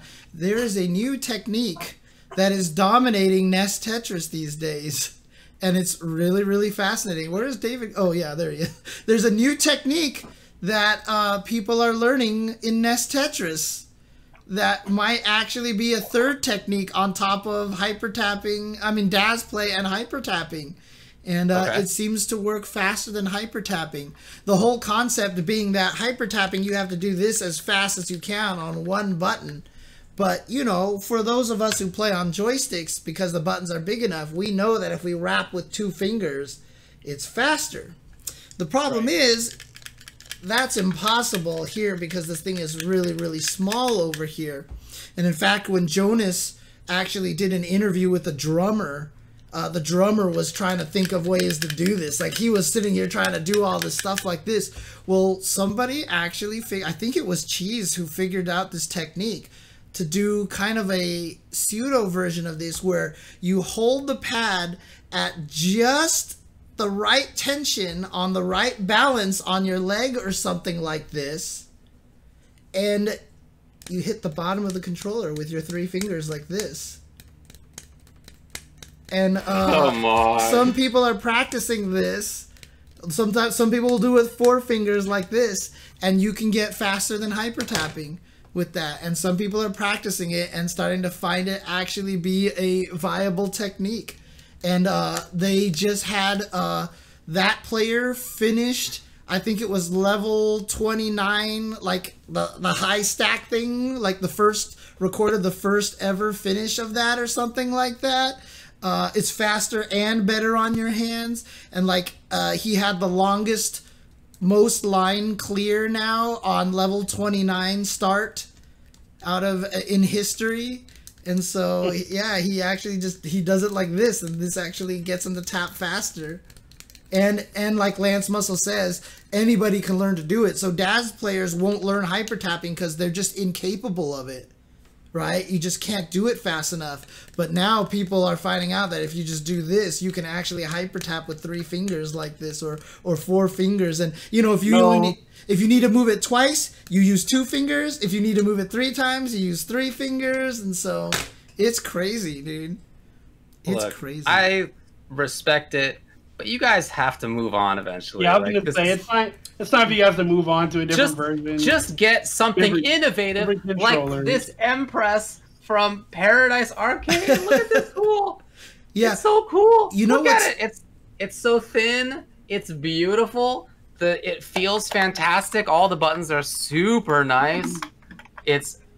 I love it. I just literally got it today. I've had it for like 2 hours. I played on it for like 10 minutes. It's so nice.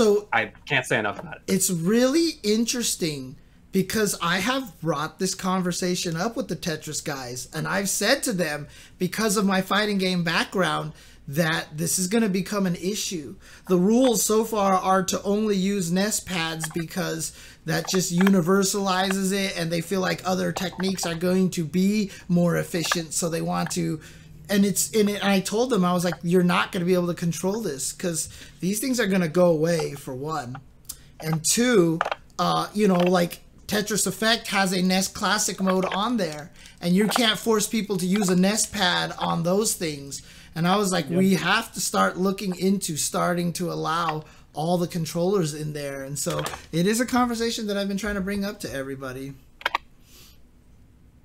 Well, on that note, it's getting late for me. Got to work in the morning. Let's call it a show. David's trying to ASMR. Time to go to sleep, everybody. Have a good night. Heard him.